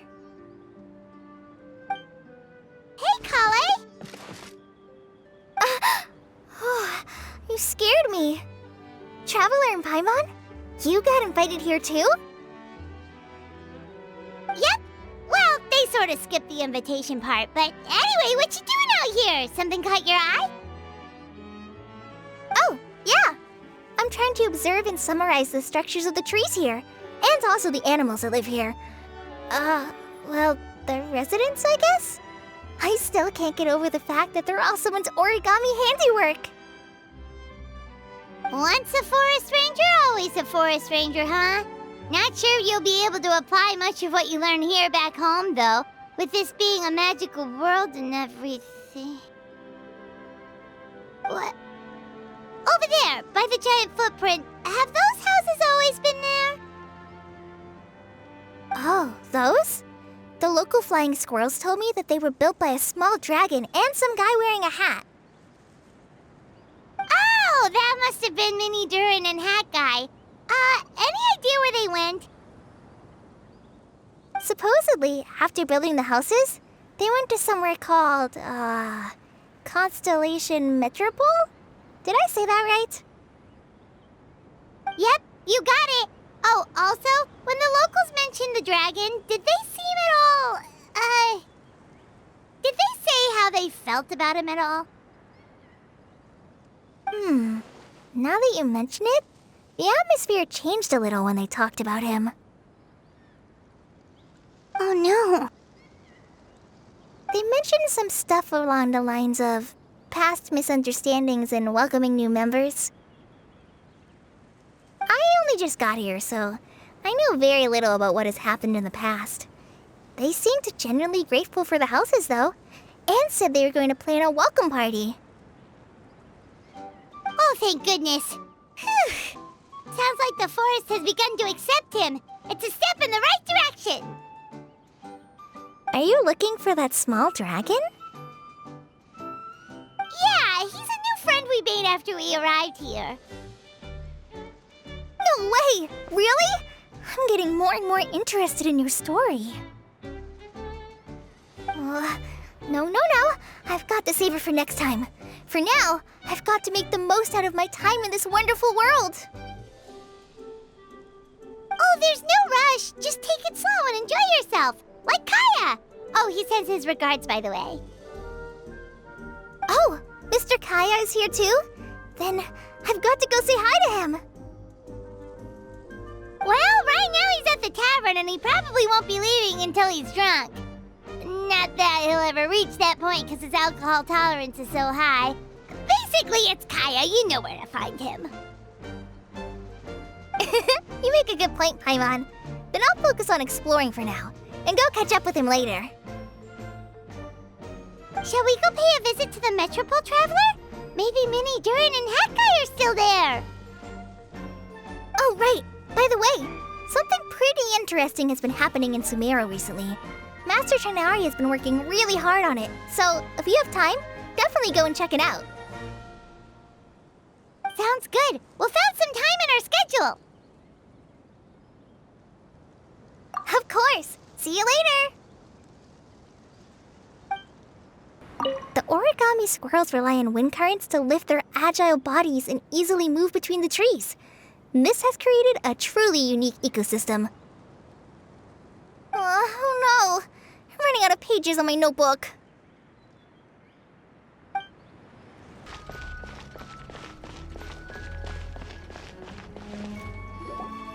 What? Are my eyes deceiving me? There is no way. I can't believe it. Hey, Mona! We heard you muttering from a long way away. What's up? Oh, is your scryglass acting up again? Oh, it's you, the saviors of this world. My scryglass is fine, but I'm not sure I can say the same about my eyes. Look! Look at this statue!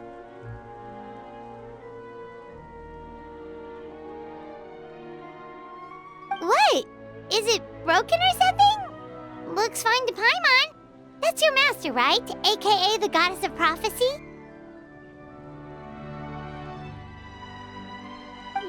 I refuse to believe it. There's no way that old hag looks anything like this.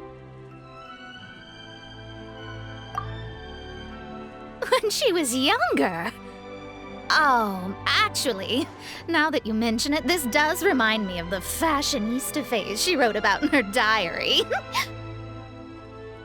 She can't hear me, can she? I swear I just got chills down my spine. Either way, it's probably a little rude to talk about her right under her statue. But how do you know it's a statue of her if you never saw her as a young woman?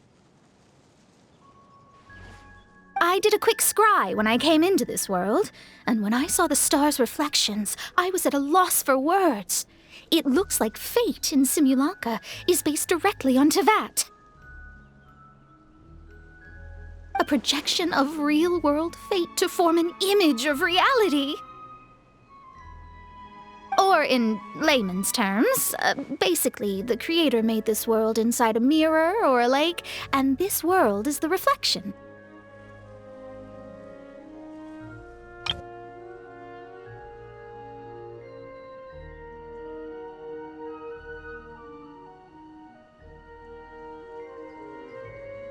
Still sounds pretty impressive. The more I scried, the more familiar everything looked. It's her work, there's no doubt about it. Even so, everything's far more complex than I'd imagined. Trying to decipher it all is giving me quite a headache. I also asked the locals about her. They call her she who has dominion over the stars and the course of fate itself. Not even a pretense of humility. Clearly, she let the role of creator goddess get to her head. Not that I'm surprised in the least, of course. It certainly matches the tone of her diary. Anyway, we should change the topic. Oh, so Mona, have you seen a small dragon around by any chance? He's about the same size as Paimon, but with tiny little wings. Ah, you mean the one that caused all that trouble? I haven't seen him for myself, but I heard that he came to the Metropole not long ago to formally apologize for his actions. Apparently, he brought a huge stash of Titanium and plant oil to make amends.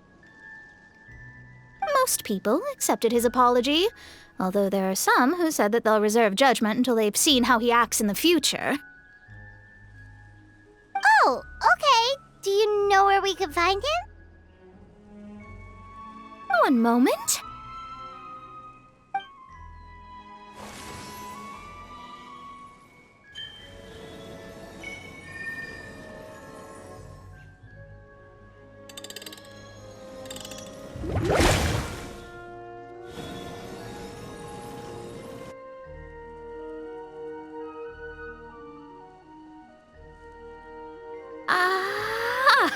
It looks like he's at the Broken Sea.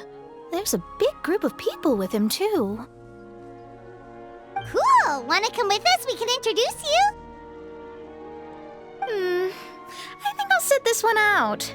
This might be the closest I ever get to meeting the old hag in her youth, so I think I'll spend some time seeing what else I can glean from her grand design. You guys have fun. What do you mean, be careful? Now you're making me nervous. now. See you later, Mona! Creating a whole world starscape is no easy task. Old hag, I guess you do deserve the title of Trismegistus after all.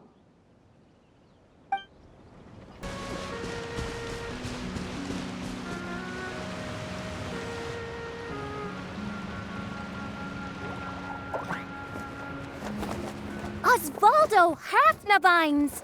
Does thou see what I am seeing?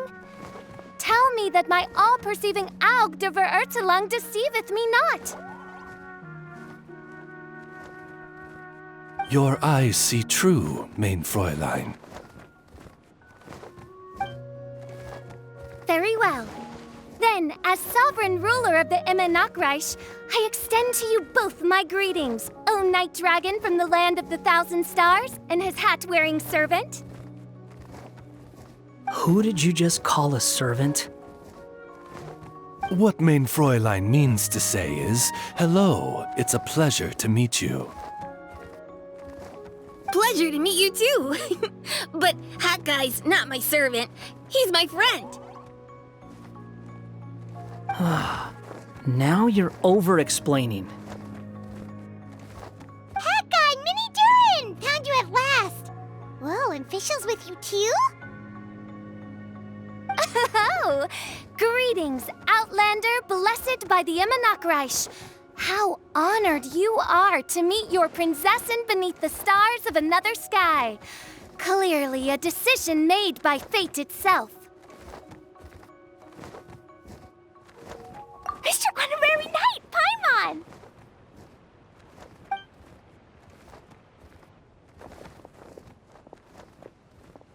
Greetings. You both look well. Hey there, Klee! Have you been having fun here? Yup, loads and loads of fun! There are so many cute animals and a magic train that was really long and a huge castle and a king lives there and everything! I've been taking Klee to see all the sights. It's been a very enriching experience. Alice's magic is truly outstanding. Yeah, Mom's amazing! Klee wants to build a great big house now, too! So, your mom and my mom were friends? Mm-hmm. Our moms were friends, which makes you my big brother. My mom used to read your mom's stories to me all the time. They were great! Big brother? Wow! Thank you, Klee! Can I go play with Klee, Hat Guy? Suit yourself. Albedo, can I? Go on. Just don't go too far away. I'll come pick you up later. Yay! Come on, Mini Durin! Do you want to come play with us too, Fischl? Your prinzessin accepts your invitation. Rejoice! Though you may be concealed by fog, still you shall have the good fortune to witness the true might of the Aug de Verurtelung. What mein Fräulein means to say is, perhaps we can all play hide and seek together.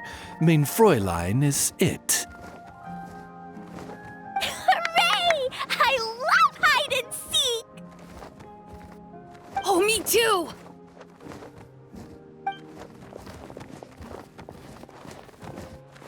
To return to our previous discussion, Mr. Hat Guy, you were telling me about a prophecy? I heard B talking to M. What she said was... Since you're so persistent, let me tell you a secret. Our child will one day rise from the dead. Is she saying that Dragon Spine Durin will come back to life? I only heard it in a memory, so don't hold me to it. Understood. My recent observations at Dragonspine lend credence to this prophecy as well. Durin's heart has slowly but surely been growing in vitality. The process is extremely slow, but the trend is clear. What should we do? To start with, plan for every potential scenario, including, of course, the worst-case scenario. I am well aware of Durin's past, and I sincerely hope that things never escalate to that point. Still, we need to be prepared for every possibility. If the prophecy is true, and Durin's heart will one day beat again, I'd like to hope that whatever rises from the dead is no evil dragon. If you understand what I mean. Kind of? But not really. And so, when the time comes, Mr. Hat Guy, will you and Simulanka's Durin be willing to lend us a hand in our hour of need? Huh? What's this got to do with me? You saved the Durin of this world. I don't see that as a mere coincidence. If there is any meaning to be read into the actions of the three goddesses, beyond fairy tale whimsy alone, I can only boldly speculate that the fate of this reflected world may have a reciprocal effect upon our own world. If Durin of Dragonspine will soon come back to life, we will need many Durin's help, as well as yours, given that your fates are now intertwined. Well, that's a nuisance. To be sure, it certainly won't be easy. Albedo! There's a flying paper ship over there! Can we go see it together, please? Sure. 2 seconds, I'll be right with you. Please give my suggestion some thought, Mr. Hat Guy.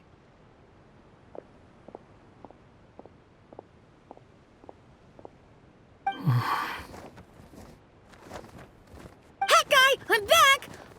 Huh? What were you guys talking about? Nothing. Huh. Okay then. Let's go join the others. Everyone's going to check out the new origami ship. All right, I'll be right there.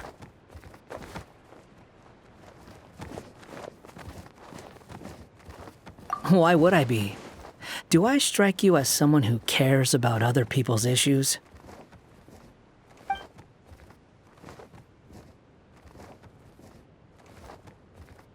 Quit trying to guess what I'm thinking. I'm leaving.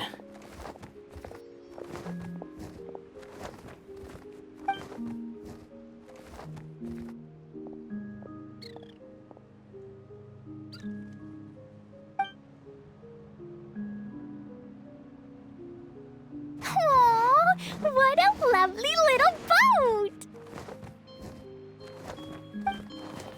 The forest fairy helped us make it. Paimon just realized there's a lot fewer people around the Broken Sea now. Guess most of them have made their way back to the Metropole. Does this boat have a name? I can't see one anywhere. Huh? A name? Every boat has a name. At least, all the ones I've seen before. They're usually symbolic names that represent something aspirational.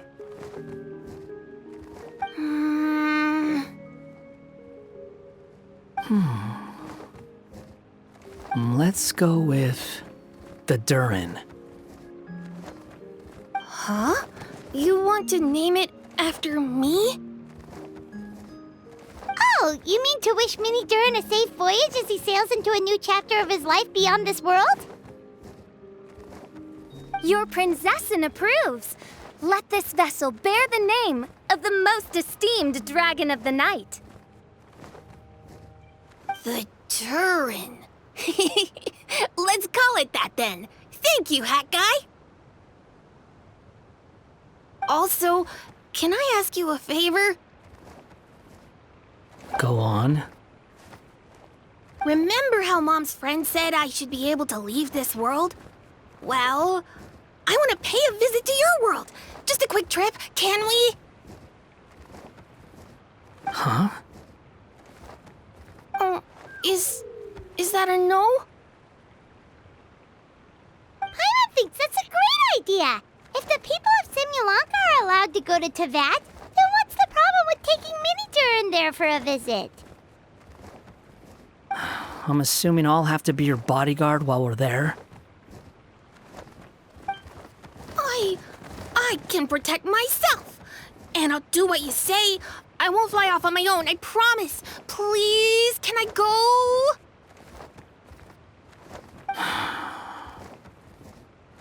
It'll be up to you to stick close. If you disappear on me, don't expect me to come looking. Got it! I'll stick close! Why don't you take the Durin?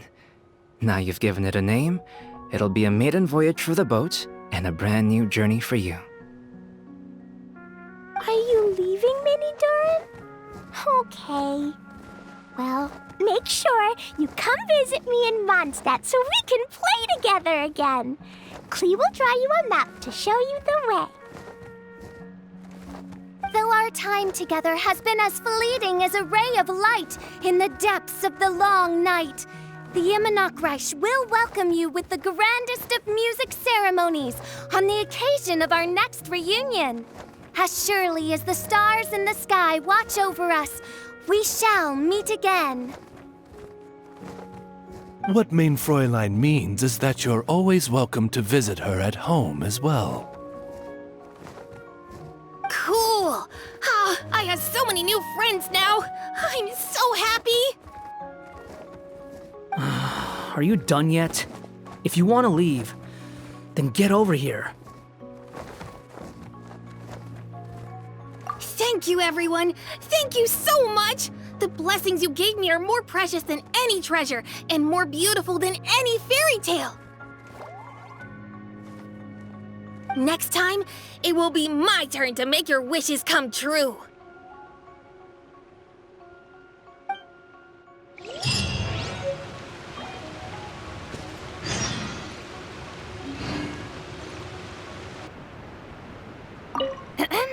Oz, though I customarily refer to you as my familiar, in truth, I have always seen you as...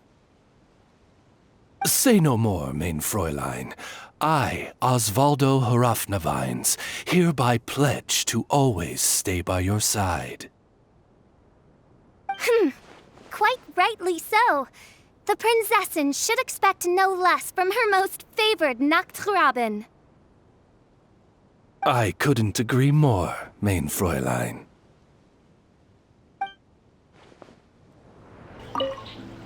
Hey there!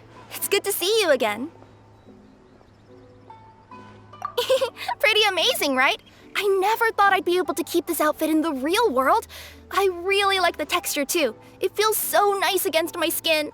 Still, not the best thing to wear when I'm out on a delivery. Something about running around carrying a parcel when I'm dressed like this seems to make everyone suspicious. Especially the guards, the Millilith, and so on. They always stop me and interrogate me on the spot. Guess I'll just have to switch back to my old outfit when I'm on the job. Oh, it was fantastic! A magical world full of things I'd never seen before. Great scenery, really friendly people. Oh, and I also took a trip back to the Forest of Blessings after we parted ways. Grandpa Almond introduced me to everyone in the forest and reassured them that I wouldn't scratch anything. I made sure to fully retract my claws while I was there. I didn't want to find out how they'd react to seeing them. With this adventure under my belt, I can turn the tables on my grandma. It's my turn to tell her some stories. After peace returned to Simulanka, a lot of people started saying they wanted to pay a visit to the world beyond. But they're a little worried about whether it's safe or not.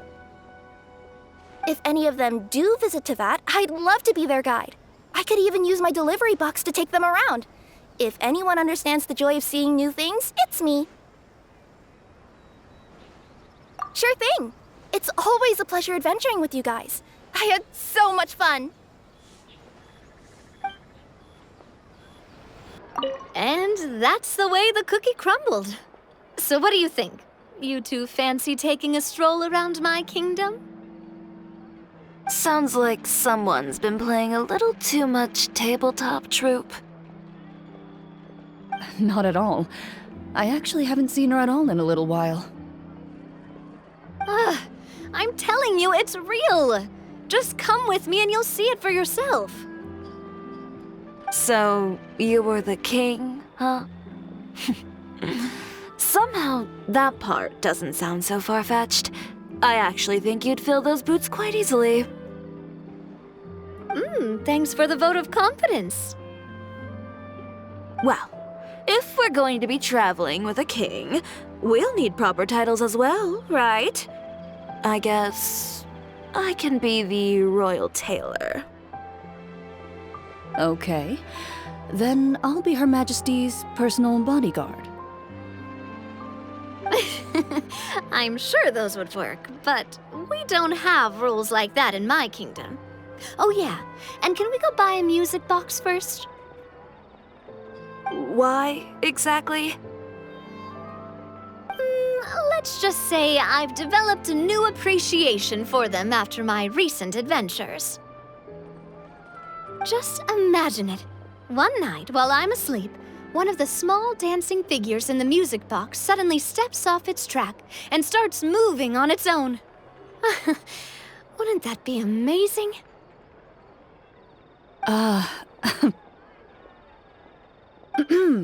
Though this may be a normal occurrence in your fairy tale world, Your Majesty, I must implore you to inform me immediately should any such incidents transpire in the real world. Because, from the perspective of a Marachose hunter, or really any normal person. That music box sounds like bad news.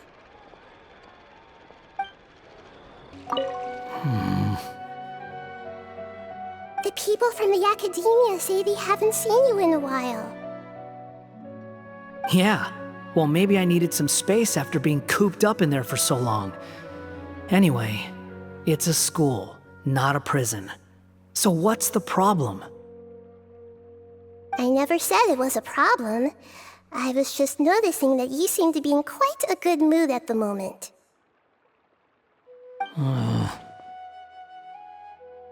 Who's this, hat guy? Shut up. Not another word. You need a new friend. I've told you already. Stop trying to read my mind. I didn't need to. It's written all over your face.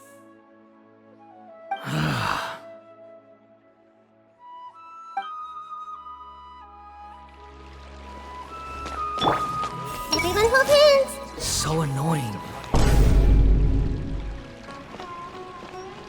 Hey! I think I'll go perform a dance on stage later. Wow, what a gorgeous lotus stage.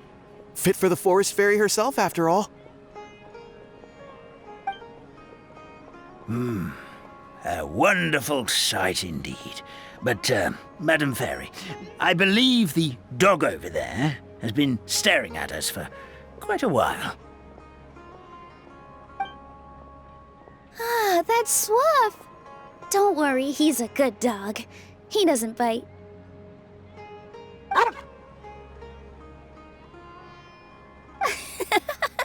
That's a good boy. I haven't seen you in ages, Swuff. No eating the frogs and hamsters here, okay? No eating!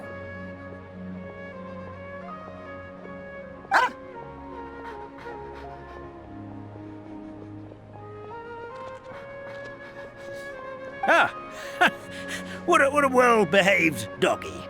You see, Stream? I told you, didn't I? The outside world isn't nearly as dangerous as we feared. You were right. But with that said, Grandpa Almond, why are you hiding behind me?